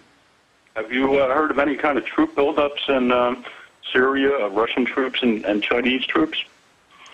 I haven't been covering Syria closely. I've been, because there's so much media attention on Syria, I've been focusing on filling the vacuum with Bahrain coverage.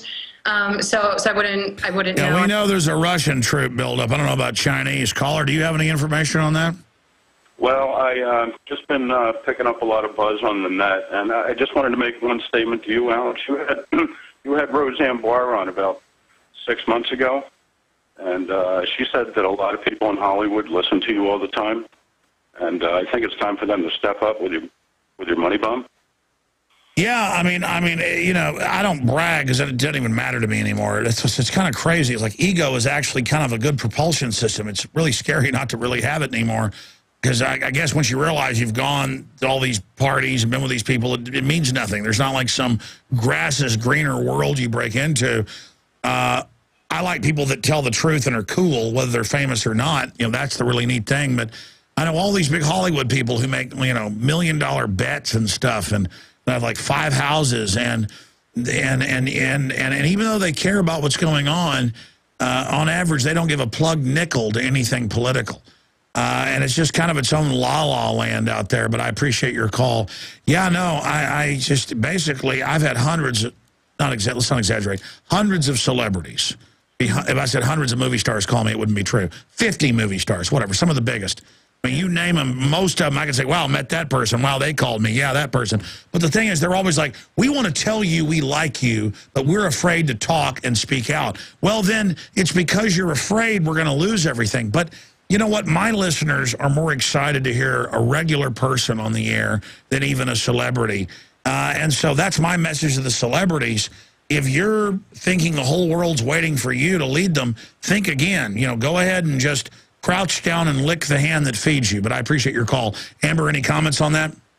Yeah, I do agree. I actually moved out to Los Angeles because I found more support here journalistically than on the East Coast near, you know, Wall Street. Surprise, surprise. A lot of the investors there aren't too keen on wanting to invest in investigative journalism. But I found a lot of support out here. But I do agree, there's still that line they're scared to cross because they're scared of ticking off someone in their audience or ticking off a major studio like maybe Warner Brothers.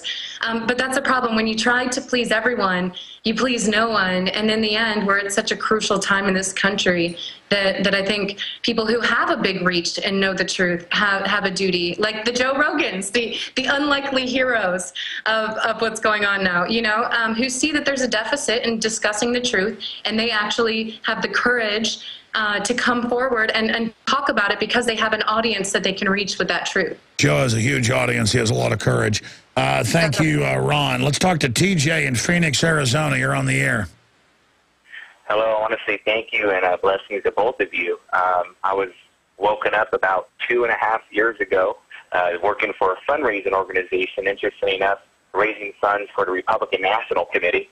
And this gentleman said, I have some information for you. And he sent me some emails, and it was one of the first things I watched was the Obama deception. So thank you for that, Alex. I want to say thank you, Amber, for the work that you're doing to be so brave and to not sell to the globalists. And so I have a question to ask you, Amber, and also just a comment, Alex. The question I want to ask you is, what would you say was the most influential experience that you had that really shook you up to make you kind of be a whistleblower? How did that happen? When I woke up, like you said, waking up, it really is true. You all of a sudden wake up one day and realize what's going on. And then I started to see that the public is being fed propaganda for a war with Iran, which I consider to be Iraq #2. And that's when I felt an ultimate duty. I mean, we can't have Iraq #2. We've seen what happened. And I felt a duty to come forward and let people know, wait a minute, you know, there are stories that could go against this war that are being screened, and the media isn't telling you 100% the truth.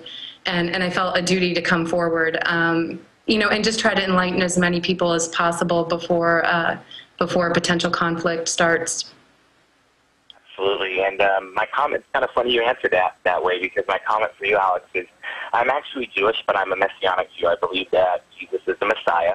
And, you know, I've heard a lot of, you know, propaganda from my, Jewish, people that I know.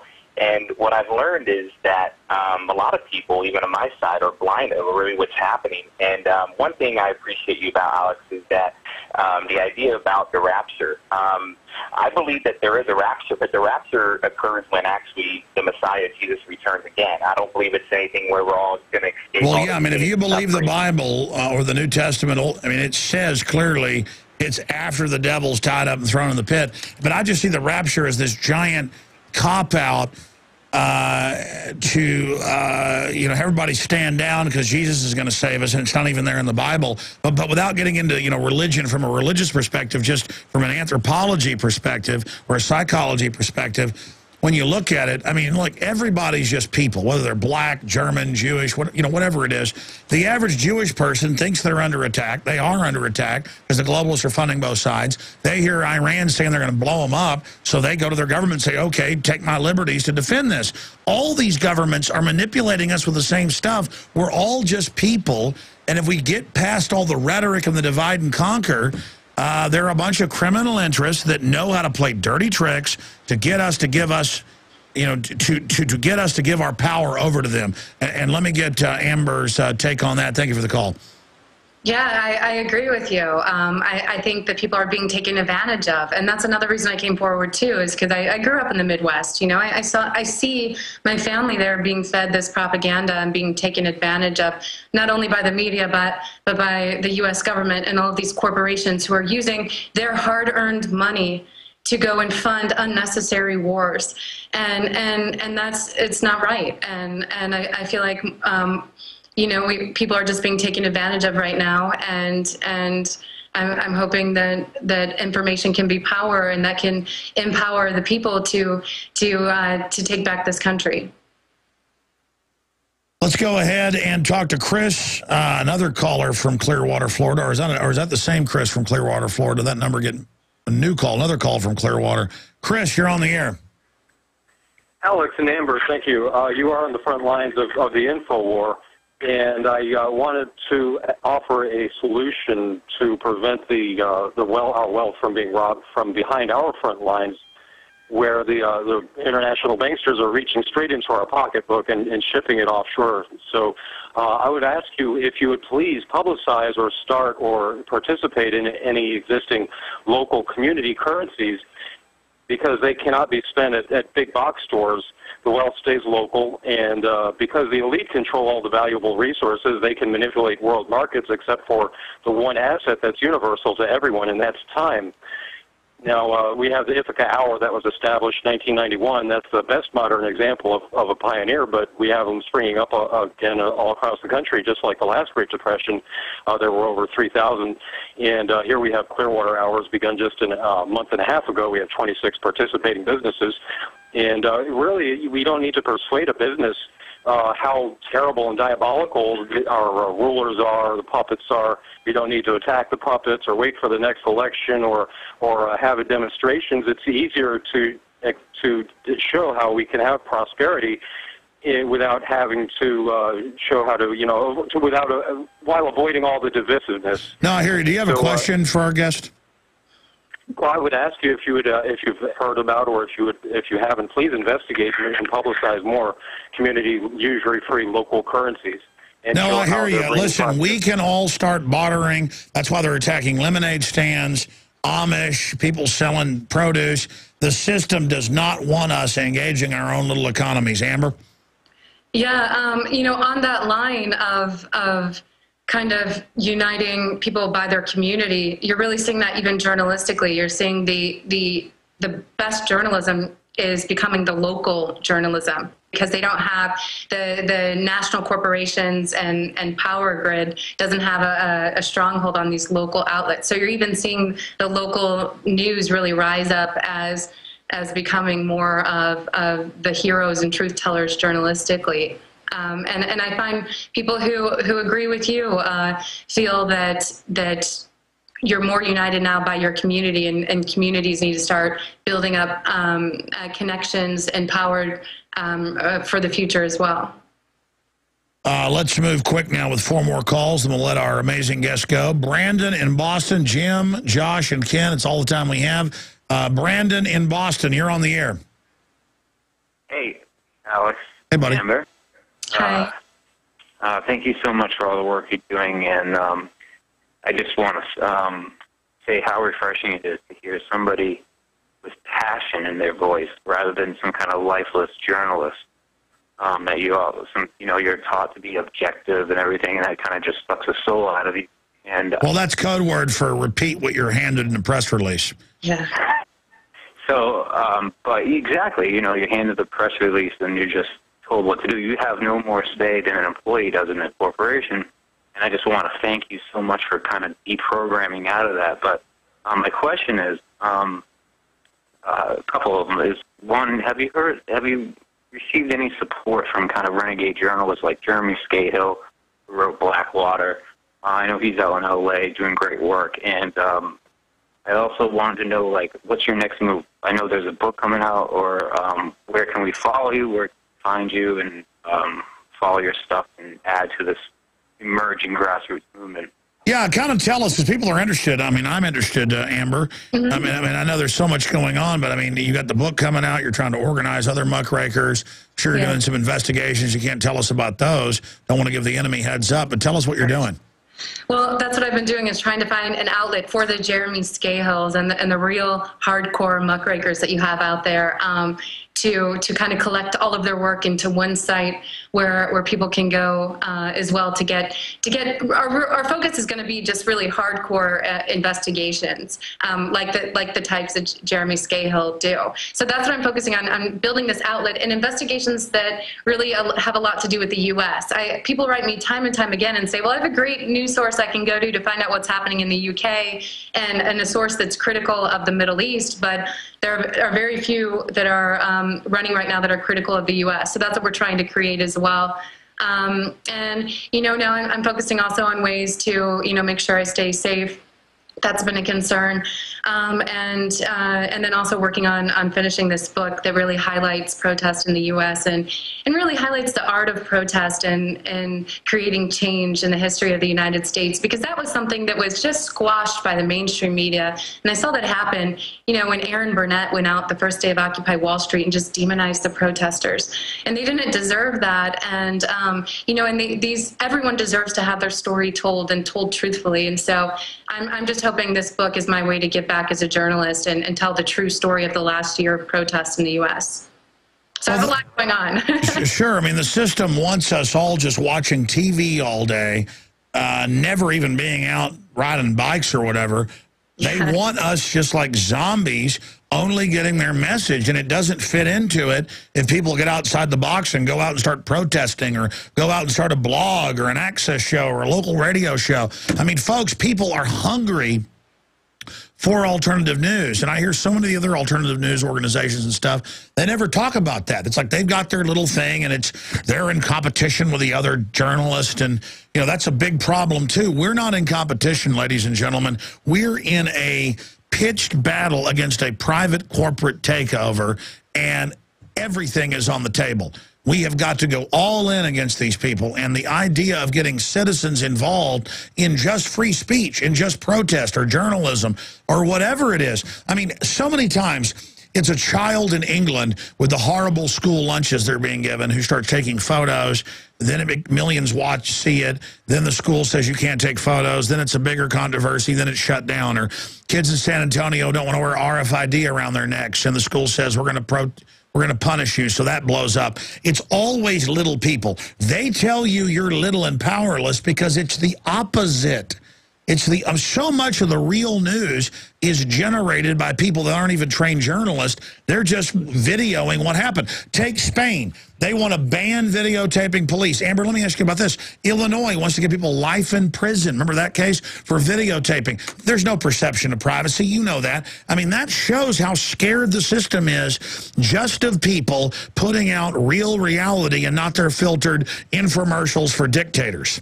Exactly, and they're terrified of the little guy standing up, because once the mainstream starts protesting and starts, you know, getting off the couch and heading out and doing exciting things like protest and collecting information and spreading the truth, then they're screwed.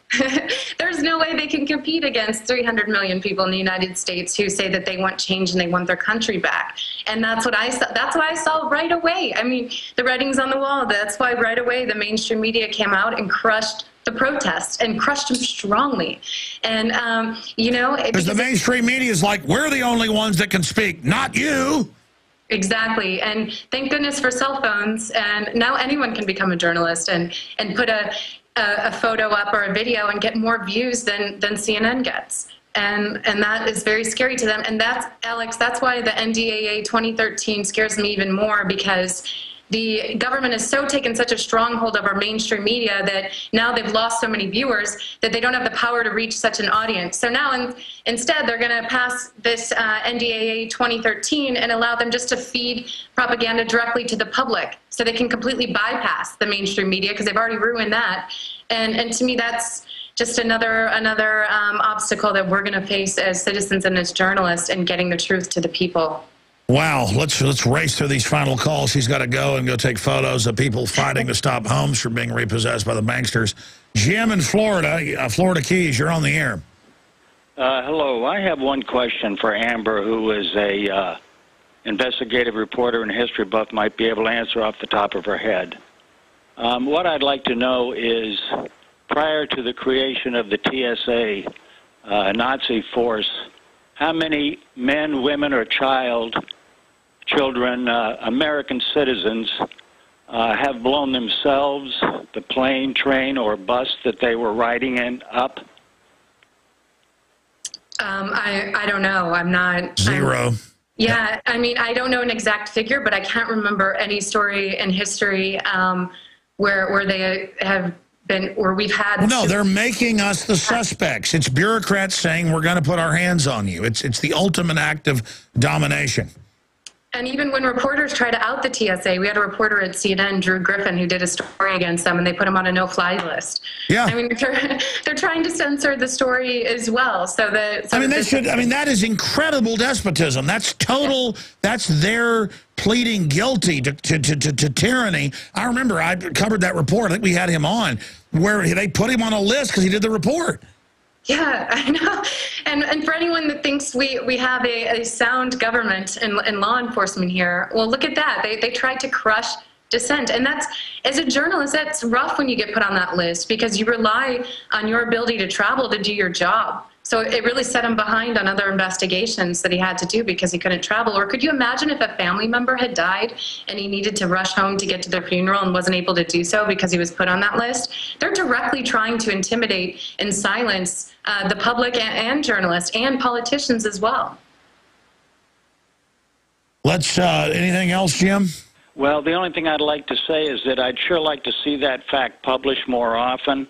And also with it, if possible, a rough idea of how much money the American public is spending to prevent something that never in the history of this country has happened. I think it's like $6 billion a year. I can look up. Here, I'll look it up. Cost of TSA per year. Let's see if my little feeble memory can remember. I'll try to look it up, too. Exactly. Is TSA just another airport subsidy? And see, they have a fee on every ticket you get, but then they also get it says TSA's program to spot terrorists, $200 million sham. That's that fake thing where they take an 8-hour course, and now they can read minds. I mean, how about they can turn, lead into gold? I mean, it's like, 8-hour course. Or they can, 8-hour course, TSA can now sprout wings and fly. But I mean, last time I checked, it's billions and billions. I think 6 to 8 billion. The number. Yeah, you're right. I'm seeing one source says about 8.1 billion in 2012 was their budget. See, there you go. So I'm just going for my little pea brain, but I remember I was unable to find it, but she was able to find it. You have a good memory, though, Alex. That's I just noticed that in talking with you. You have a really good memory. But, well, thank you. Well, thank you. Well, I mean, that is one of my few gifts, I guess. But, I mean, it's kind of a curse sometimes, too. Because when they're lying about stuff, I'm like, I've been told 9 different things. It's like, wow, which one's true? Then you find out none of them are true. Okay, thank you, Jim. 3 more calls. Josh, Ken, and Freedom Fighter. Good to end with Freedom Fighter in a moment. Josh in California, you're on the air. Hi, Alex. Hi, Amber. Amber, I'm very impressed with your courage and your work in the media. I just graduated journalism in my school myself, and I ran into a whole lot of censorship there. I tried reporting on local corruption and on bigger issues, and they didn't want to run.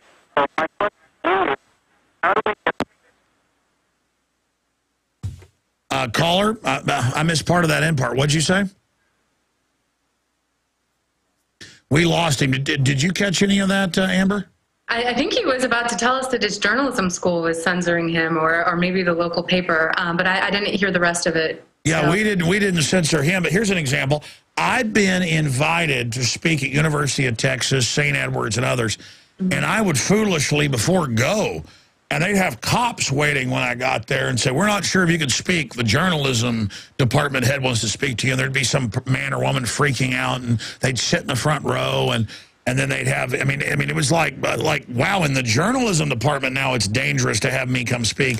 And then I talk to the people that work at them, the way they make them rewrite everything and tell them, well, I don't like this view, say this. I mean, it's like weirdo control freaks in there teaching the opposite of journalism now in these higher education facilities. Well, I wouldn't be surprised, too, if that was infiltrated by some type of Mockingbird government program. Because obviously people don't want journalism to succeed. Journalism is the biggest threat to corruption in many ways. And that's my fear too, Alex, is that you have these students like the caller who are graduating from these programs in schools not really even so confused as to what journalism is. Is journalism Alex Jones, or is journalism the celebrists like Anderson Cooper? I mean, what is it? And you know, that's something I'm hoping to revive as well. But in the end, journalism is publishing what someone else doesn't want published and really telling the truth, something you do often. And I think that, you know, I think I think that it's scary to a lot of people who don't want journalism to succeed, to have a whole new generation of students taught to be real journalists. Two final calls. Ken in Minnesota, you're on the air with Amber Lyon. Go ahead, Ken. Okay, let's go to Freedom Fighter in Texas. Freedom Fighter, you're on the air. That happens occasionally with our own internal phone system. I'm not sure. Do we have those two callers faded up, or are we just going to be done with calls?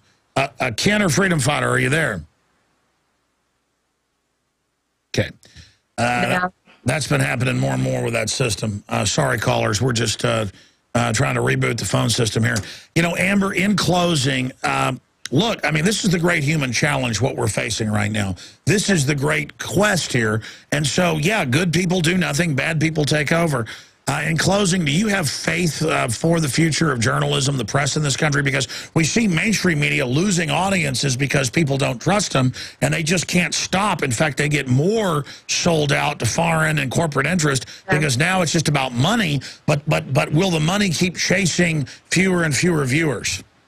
I just have faith. I mean, they're losing viewers like crazy. So that's not. They're not succeeding in what they're doing. I have faith when I see something that tells the truth, like your program, that can compete with a CNN. That's what gives me faith. Because then you can take the message in their audience and you can give an equally as big audience the truth. Right now, we're at a horrible time in this country for journalism, you know, and that's scary because the people aren't getting the information they need. And now the government's going to be feeding them propaganda directly. So more than ever, we need investigative journalism and outlets to compete with that to get people the truth. And I think this is a time, too, Alex, where I love the quote that says, when good men go silent, evil prevails. I think it's the time people that are seeing corruption in their companies and out on the streets need to really stand up. Because we're running out of time. You know, the past 10 years, I've seen the oil spill. I've investigated the nuclear industry. That's a whole nother issue. Oh, I got to get you on about that. In fact, just briefly, you actually went out there during the Gulf spill and swam around in that, didn't you?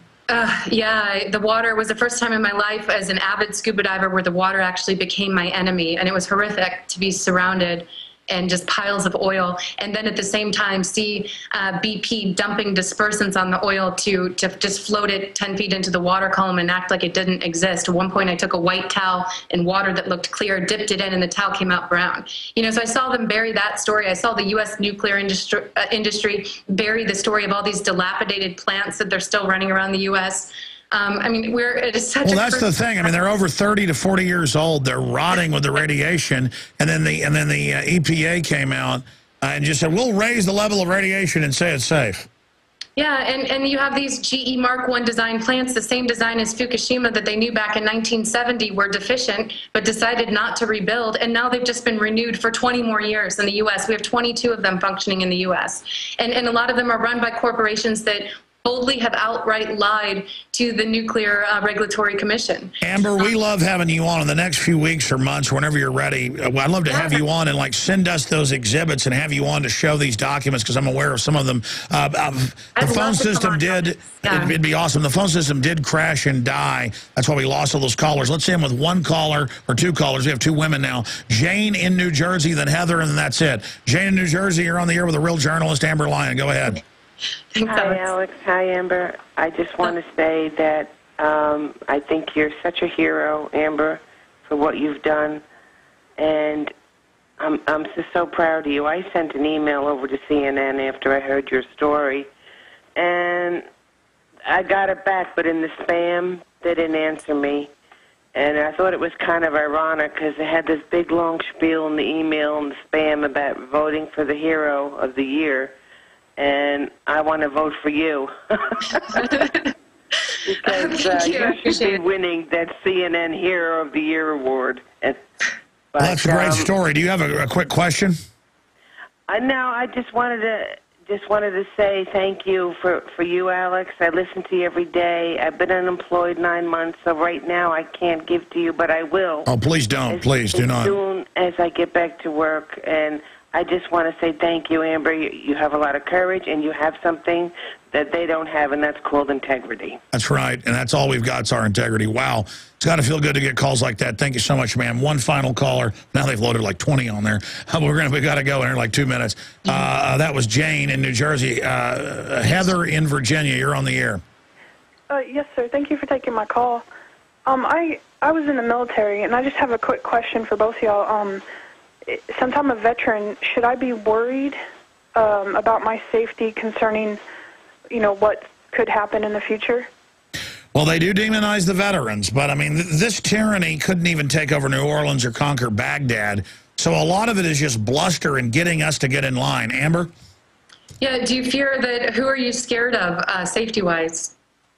Well, I personally have suffered from PTSD and some really bad stuff in the military from my experience. And, reading what happened to the other gentleman, what happened to him because he posted stuff on Facebook.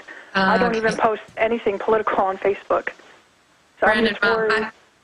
Like I said, when good men go silent, evil prevails. So if you let that intimidation work, in the end, the press stood behind Brandon Robb, and it was exposed. What happened to him was exposed. So I don't think by any means you should let it silence you. If you let it People always say, Alex, this is scary. You're trying to scare us. No, we need to get going because it's bad and say no to it. One final caller, Angel in Minnesota. You're on the air with Amber Lyon. Go ahead. Hi there. Hi. I just have I have a comment about exposing things. The vaccinations with the children. I've got two poisoned children from the vaccinations, and they've suffered greatly from it. And it just really tears me up because I can't afford to fix them, and they hurt them bad. And I just want to make some connections with, the whole drug scene, right? They have poisoned my kids so bad that they have yeast overgrowth, right? And the yeast overgrowth is there because the good bacteria is killed. And what happens is the yeast overgrows so much that it grows roots and it perforates the walls of the intestines. Yeah, no, I mean, they know the vaccines are killing the kids and all the big pharma corruption. It's just unbelievable. Amber, are you going to do any investigations into vaccines and the side effects? Big Pharma has been the bane of my existence as a journalist, Alex. I'm definitely going to be covering them. And I think that if we had enough journalists actually going out and calling out these corporations and these pharmaceutical companies for their lies and their faulty vaccinations, then there'd be a public outrage and it would stop. Unfortunately, that hasn't happened to the level it needs to. So I'm hoping more exposure will be done in the future, and I'm so sorry for your struggles. Yes, Angel, thank you so much for the call, and it hurts my heart to hear what you're talking about. So warn other women about what happened to you with vaccines so that their kids don't get damaged. That's why I talk about vaccines so much. Well, Amber, I want to get you back on about the nuclear industry and your research in that area. And again, thank you for the time. I know you're very, very busy. Muckraker.com, and I look forward to seeing all the investigative reports there. And I look forward to you talking about them here on this show. Thank you. Awesome, Alex, and thank you so much for your support and really, taking time to spotlight a fellow journalist and give me a platform to let people know about what was going on at CNN. I really appreciate it. Oh, hey, please don't thank me. We hang together or hang separate. We are all in this together. Amber Lyon, thank you so much. Thank you, Alex. All right, folks, that is it for my portion of the 48-hour transmission until I come back tomorrow. But we have got a giant laundry list here of amazing guests and people at InfoWars Money Bomb. Larry Pinkney, a real founding member of the Black Panther Party, is coming up with Rob Dew. And then we've got J.B. Wells, syndicated radio host, Coast to Coast AM, the national voice talent. He's going to be on here with us this evening. And then we've got, for 2 hours, some big guests coming up. And the Exhausted crew out there is doing an amazing job. Then Darren McBreen, Richard Reeves, Rob Jacobson, David Knight, David Ortiz, Dan Badani, they've all got guests on. Paul Joseph Watson, Lord Christopher Monkton, Joel Skousen, and then you got me here tomorrow on Saturday. And, hey, it's free will. Don't give money if you don't want to. Give it if you want. It'll just go towards the fight. The good Lord does provide. I want to thank all of you that have donated. InfoWarsMoneyBomb.com.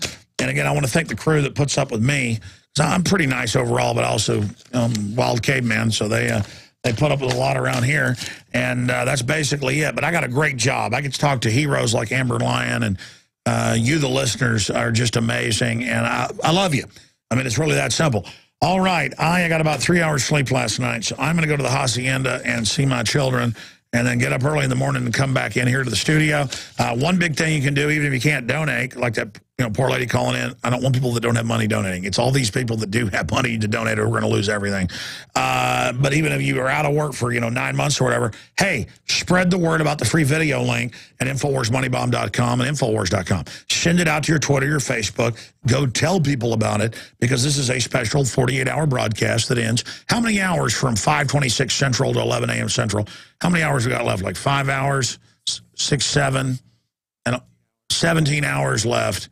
Roughly for InfoWars Money Bomb. Larry Pinkney coming up, InfoWarsMoneyBomb.com or 888-253-3139.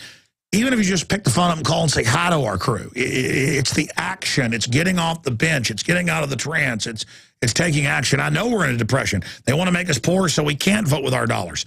I saw some guy on YouTube going, Jones is claiming there's organic food in stores because of him, because he said 15 years later we have organic food. I was saying 15, 20 years ago, there wasn't organic food hardly anywhere. People demanded it. Now it's available. I said slavery was ended because people finally said no to it. I wasn't saying because it was because of me. I tell you, the trolls will just, but they're not even trolls. They're just mentally ill.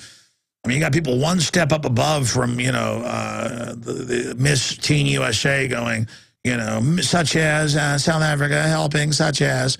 And it's just, I don't feel good that people are so dumbed down. I'm freaked out by it.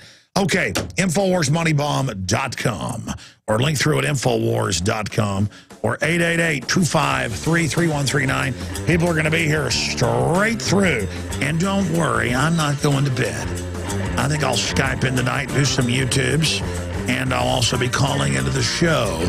No rest for the people that live in reality. And to all of you that have helped us, we love you. Thank you so much. We'll be back after this quick special report with Larry Pinkney and then John B. Wells with his guest. Stay with us. Good afternoon. It is 5:32 Central, and you're watching a 48-hour Money Bomb. I'm your host here, Rob Dew, sitting in. Alex, really, he's been going at it for a long time, and he asked me to come in and interview Larry Pinkney, and we're going to get him on real quick because we don't have much time before John B. Wells comes up. So Larry Pinkney is a veteran of the Black Panther Party and former Minister of Interior of the Republic of New Africa. He's basically the real deal when it comes to activism, and he's been targeted by federal authorities. He's been put in positions where, well, sort of like what we have with some of these patsies, where we find FBI informants coming in and providing all the resources and all the thought and all the brain power necessary. I'm saying this is in Larry's case, but where we see the FBI basically entrapping these people. And without further ado, let's bring on Larry Pinkney. How are you doing today, Larry? Hey, I'm great, Rob. It's fantastic to hear your voice, and I want to thank everyone, and especially you and Alex and all of the staff. Thanks so much. Well, we're glad to have you. It's good to have a real activist out there who really is working for positive change in the community and not just this theoretical change that really isn't anything but a control mechanism. And how do you feel about the stories that were coming out of people saying they were going to riot if Obama loses, and also about how people were tweeting that they were going to assassinate Mitt Romney? Well, you know, I think that this is a part of the corporate stream control manipulation apparatus. You know, if somebody wants to riot if Obama loses, well, we're already looking at an idiot, aren't we?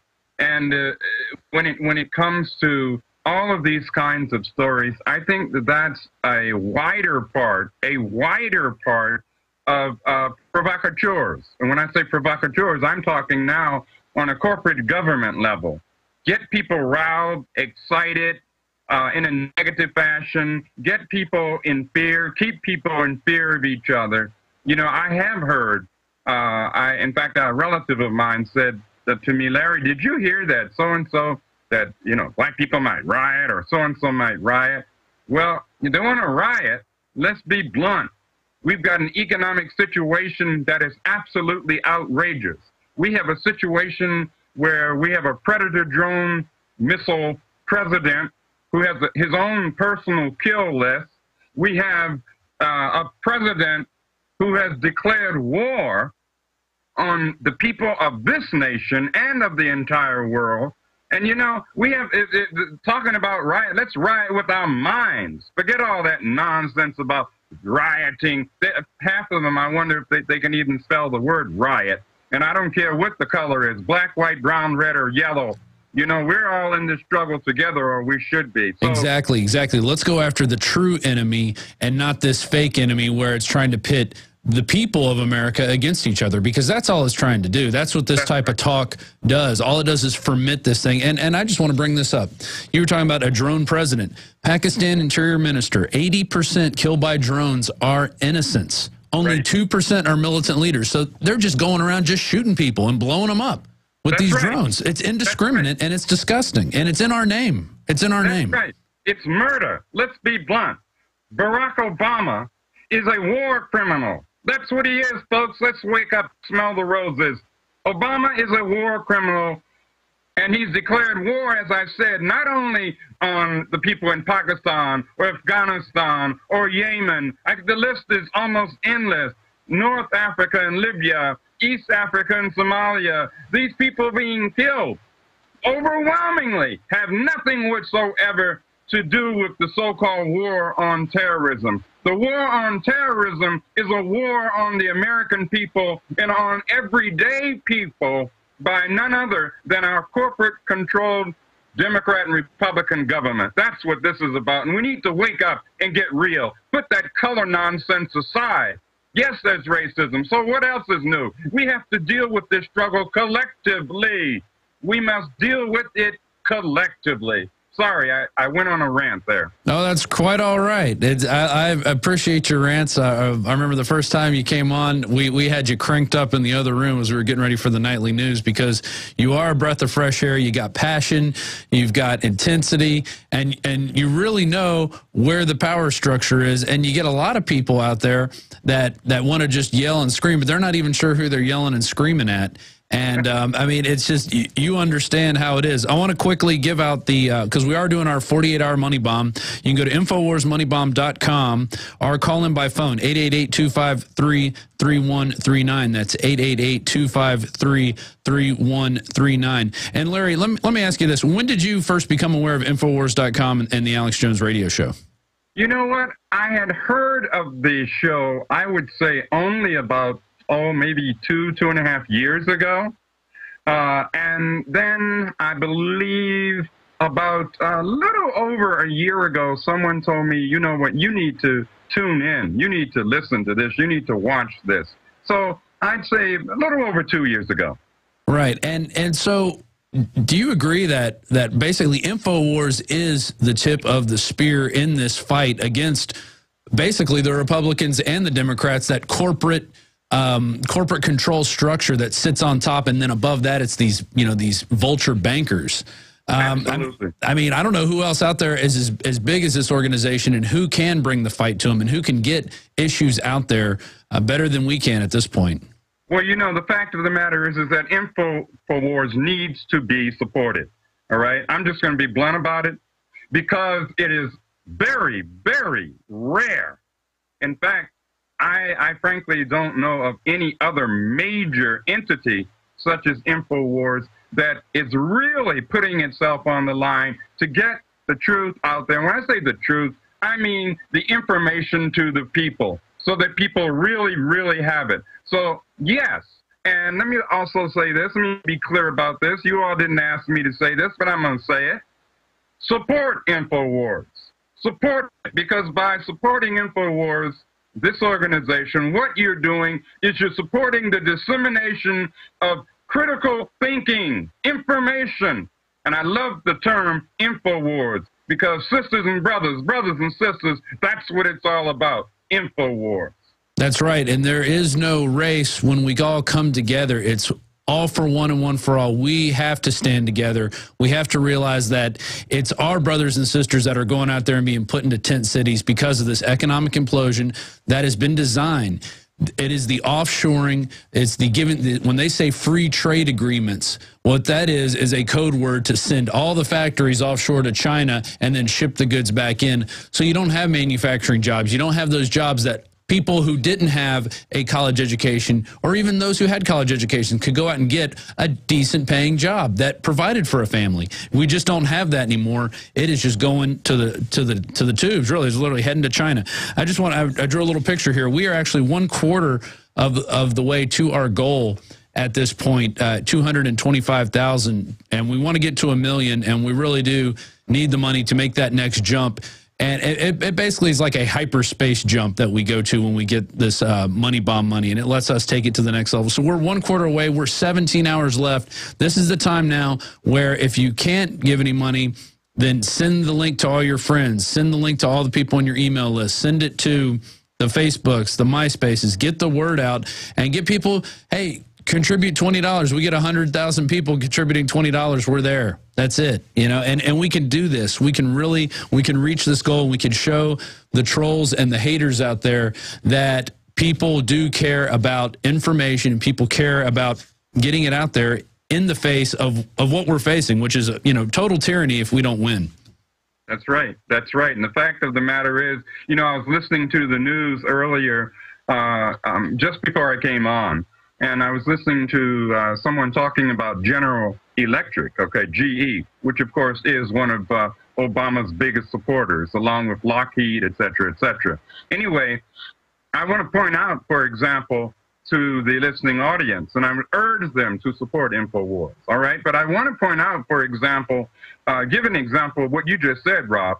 General Electric, GE, people think about light bulbs and power.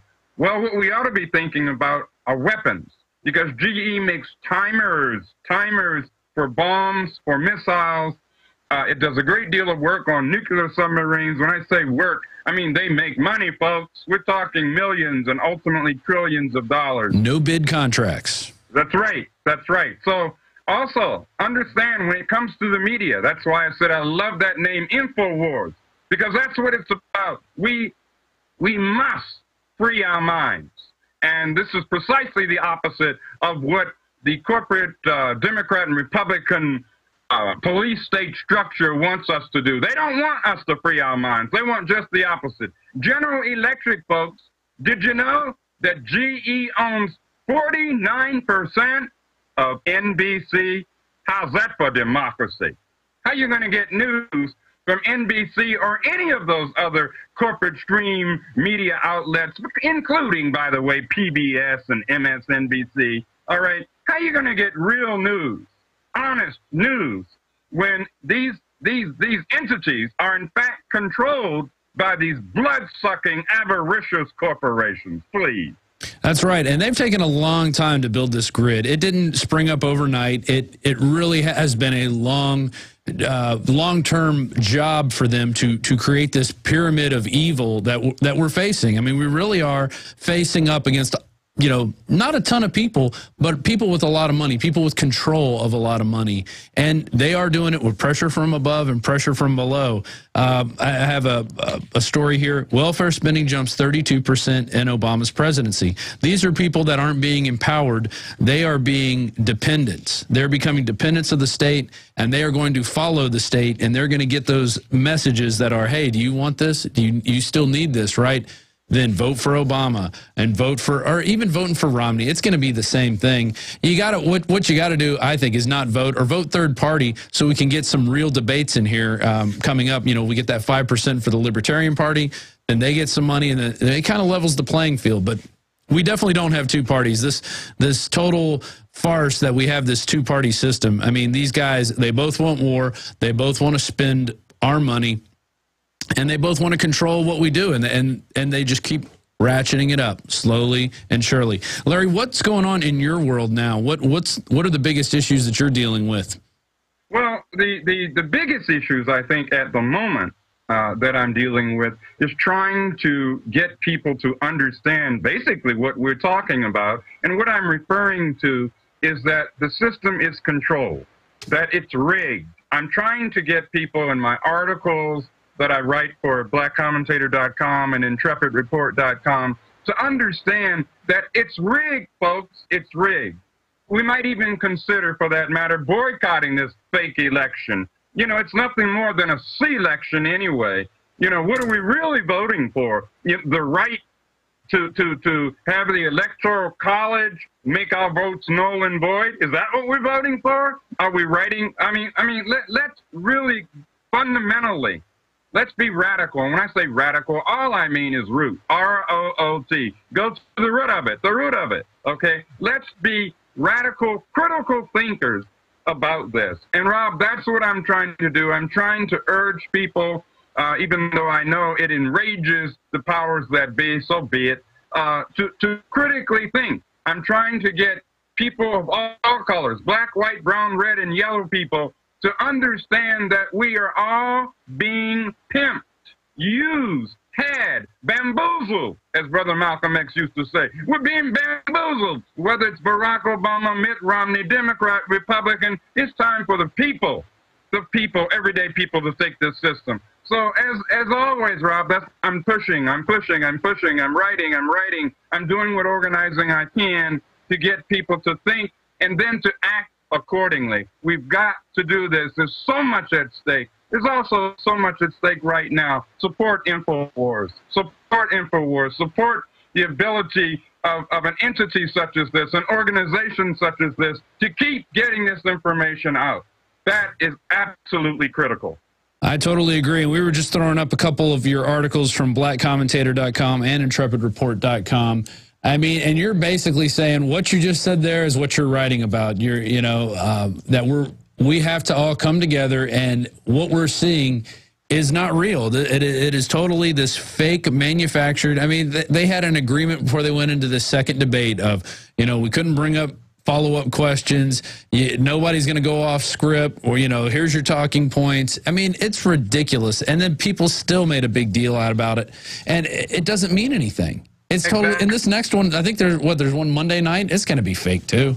Yes, of course. I mean, this is a fake system talking about a fake election, trying to keep the people or make the people fakes. If it's one thing that's not a fake, it's we the people. And it's time for we the people to regain our humanity. Take it back, because the fakesters, the tricksters, the bamboozlers out there are doing everything that they can to control. And you're so right, Rob.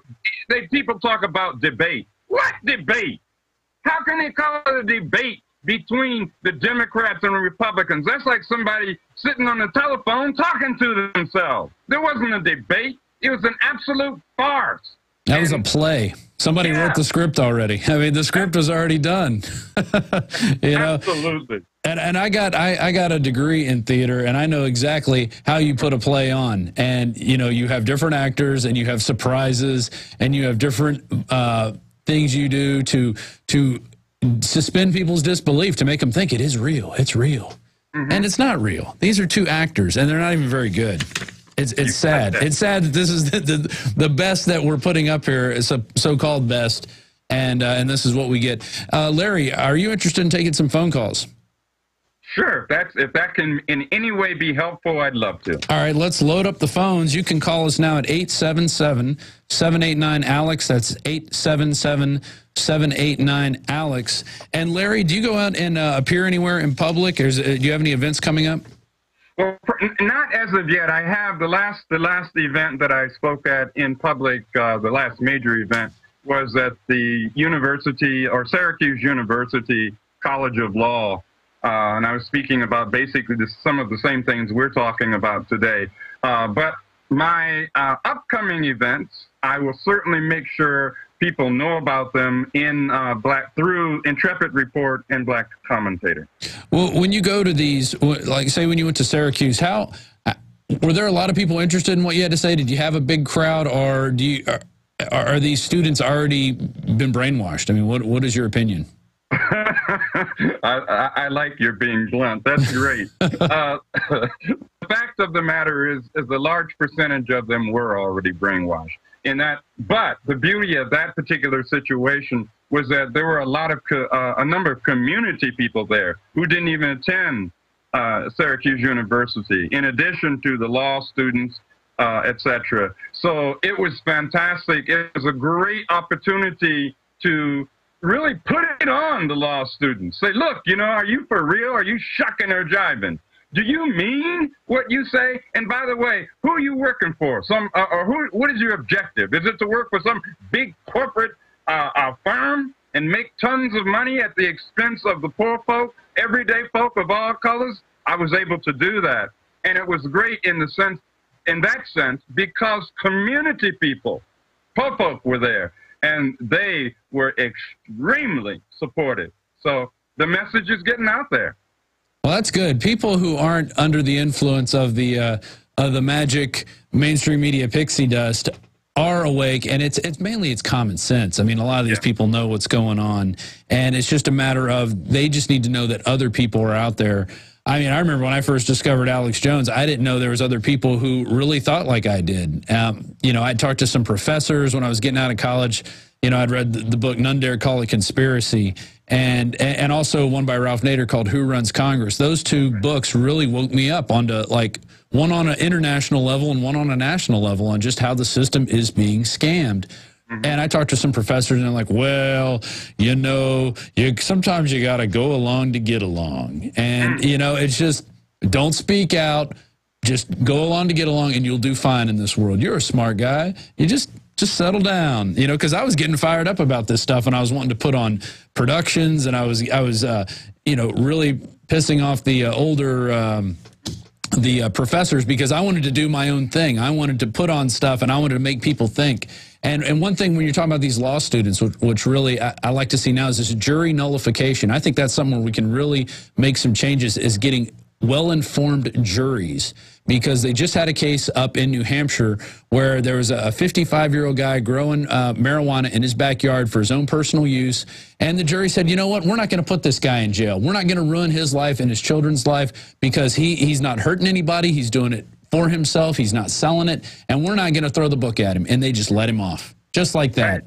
Right on. And that's what it is. I think that's a spot there we can really take on, is getting informed juries. And that's one thing when you do order any product from InfoWars, we do send you out a Citizens Rulebook, which has the whole jury handbook in there, the well-informed jury handbook. I don't know the exact name of it right now. In fact, I'll look for it in a second if we got one in here. But it really does give you all the steps. The thing, you know, jurors are allowed to ask questions. I've never seen a jury ask questions because they don't know that they can ask questions. And that's the key. The key is giving them those nuggets of information where they can just take it and run with it, because people will do the right thing as long as they know what to do. That's right. And we have to understand, don't go for the hype. They want to tell us that people are fundamentally or intrinsically evil. That is not true. People are not intrinsically evil. People are intrinsically open. They are intrinsically good. But what happens is we become manipulated, controlled. We're played off against each other. And the thing about juries, believe me, I know, having many times bumped heads, to put it very mildly, with this so-called legal system, a so-called justice system. In reality, it's the system of injustice. I love what you just talked about. Which state was that, Rob, did you say? That was in New Hampshire, and I think that if you like type in keyword New Hampshire 55-year-old Rastafarian jury nullification, and it'll pop right up. In fact, I'll do that right now when we go to this call, and I'll bring up. And then there was another one that I just read where you know, they nullified another case in another state. So it is happening. People are getting informed. There's people out there that they make this their life mission to go out and just inform people about the well-informed juror, because that is where we do have power. That is a spot where you can have immediate change on the system. And that's what we need to do, is go out there and take on the system and not be afraid. That's right. That's right. We got a few callers lined up. Let's go to Mark in California. Do you have a question for Larry Pinkney? Hey, gentlemen. How you doing? We're doing great. How you doing? Yeah, I'm pretty familiar with that jury nullification. Also, there was a book that I read, David Barton, and they said that the jury has, you know, the right to, the punishment if the person's found guilty or whatever. So, but I've been in a jury where I actually heard the judge say, you know, there's not going to be any jury nullification. I remember back then I just said I couldn't believe it, you know. And it was a hot topic about 10 years ago, but they do have the right. We need to bring it back. I think. And here's the article right here. You guys can bring it up on my computer. New Hampshire jury acquits pot-growing Rastafarian. And basically, the governor signed a bill declaring in all criminal proceedings the court shall permit the defense to inform the jury of its right to judge the facts and application of the law in relation to the facts in controversy, which I guess means they can nullify if they want to. That sounds like lawyer talk to me, but that's how, you know. And I think this is the tip of the iceberg, because now this is happening, especially with marijuana cases. I mean, it's a travesty. This is a medicine. It can be used industrially. I mean, my slogan is I think we should be growing it in Texas. Grow hemp, grow Texas, because that is how we're going to. That's a new industry we can start now that we don't have currently in this country. We import the stuff in, and we could be an exporter of it and have. We have so much time. Like, you could have millions of growing seasons with it. But anyway, Larry, what do you think about what the caller just said? Well, I concur, and I want to thank the caller very much. I think he's calling from California. That's my old home state, California. I think that what we're really talking about, speaking of California, is what we used to say in the Black Panther Party. I'm talking about the real Black Panther Party, not those frauds. The new Black Panther Party. We used to say in the party, all power to the people. That's what this struggle is all about. All power to the people. So it just brings joy to my heart. You know, Rob, you said we've got to stand up. You're right. We've got to stand up, band together, not be afraid. They want us to be afraid. The hell if we're going to be afraid. No, we're going to stand up, band together, protect each other, and change this damn rotten, filthy, corrupt political system. I hear you. You're hearing Larry Pinkney out on the airwaves today on this 2012 48-hour money bomb, and we have Tom in Connecticut. Tom, how's it going today? I'm doing very well, thank you. It's a pleasure to talk to both of you. And yes, I've donated $25, and I figured I'd do my part. Larry, it's so good to hear from you. It's so good to hear you talking out there, because I know that you've been involved with a lot of things like the free breakfast for kids and, you know, health care and political education classes. that people get to know this stuff. I remember I was 12 in 1970 in the New Haven County area, and I'm sure you know all about what happened out there. And I want to know if the FBI is still involved in the COINTELPRO with the Black Panthers to this day. And also, I was wondering if some of the old crew from that era are joining you and trying to get the message out about unifying the people as opposed to so that we can oppose the elite and get our country back. Absolutely. And thank you so much for That's a good question. Absolutely. Let me answer it as best I possibly can. And let me say, first of all, that yes, I do stay in touch with veterans of the party. In fact, before I was on the program today, I was in contact with the sister Kilu and Yasha, who, by the way, speaking of Connecticut, was originally from Connecticut, was in the party in Connecticut, and then later in the party in California, in the Bay Area. So yes, she's only one of many, veterans of the party that I do stay in touch with, or I should say we stay in touch with one another and try to get this message out. It is very difficult, of course, because today the FBI, the National, the NSA, the FBI, there are over 14 different intelligence agencies. And folks, it's not just intelligence, it's agent provocateuring. So this is still going on. COINTELPRO, counterintelligence program, has morphed into a lot of different insidious forms. One of those forms is that it has been legally, check this out now, legally codified in the so-called National Defense Authorization Act, the NDAA, that Obama signed on December 31st, 2011. And so to answer your question directly, yes, COINTELPRO is still very active. Yes, in fact, if anything, it's even more insidious today. And unfortunately, we've got to get off of our horses, get off the saddles, and get out there. Well, not unfortunately, it's really fortunate, but we must get out there and do what we were doing in the 60s and the 70s. We've got to educate, agitate, organize, and obviously you are aware of that. And it's a pleasure to talk to you. Thank you so very, very much. Hey, Tom, thank you for your support as well. We have time for one more call. I'm going to go to Nicholas in Vegas. You're our tail gunner today. What is your question for Larry Pinkney? For you, Rob, and then Mr. Pinkney can chime in if he wants. Is that okay? Sure, go ahead. Okay. Yes, I've been trying to get a hold of you and Mr.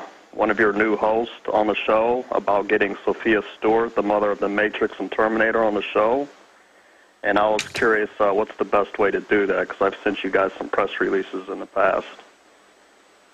Well, I guess the best thing to do is send me an email, robd@infowars.com, put "Hey Rob" in the subject line, and that's the best way to get in touch with me. Let's go. So do you have a question for Larry? No, not specifically. Okay. No. Well, yeah, that's the best way to get in touch with me. I'm going to let you go. I want to get one more call in for Larry. We got Miguel in North Dakota. Let's go to Miguel, and you will be our tail gunner today. Yeah, thanks for having me, and I appreciate you for being part of the show, Larry. I wanted to commend you about when you spoke up about riots. It's my belief when it comes to rioting that the government wants a hostile confrontation, and we as the people need to be sensible about the matter of protesting in a respectable way.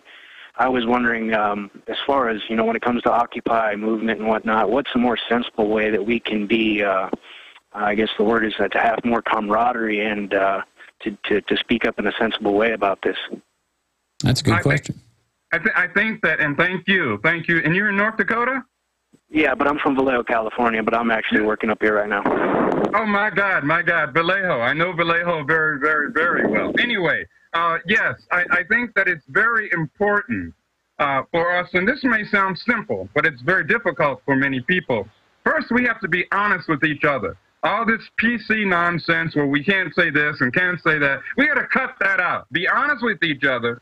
We're going to disagree sometimes, but we're going to agree overwhelmingly about our common interests. I think the Occupy movement was a good beginning, but only a beginning in this sense, in the 21st century, because the struggle has been going on a long time. So I have a great deal of hope, for what's ahead. I am determined to break through the barriers of color, of gender, of any other barriers that this corporate government puts up to try and block us. We've got to come together. We'll have our differences, as Malcolm said, in the closet, but when we come out, we're going to be united. You know, one thing I always liked about the original Black Panthers was that, you know, in addition to educating and feeding and providing resources for people locally, they like to open carry guns. They walked around with shotguns and said, you know what, you're not going to push us around, government. We don't care. We're carrying guns. You want to go? We're right here.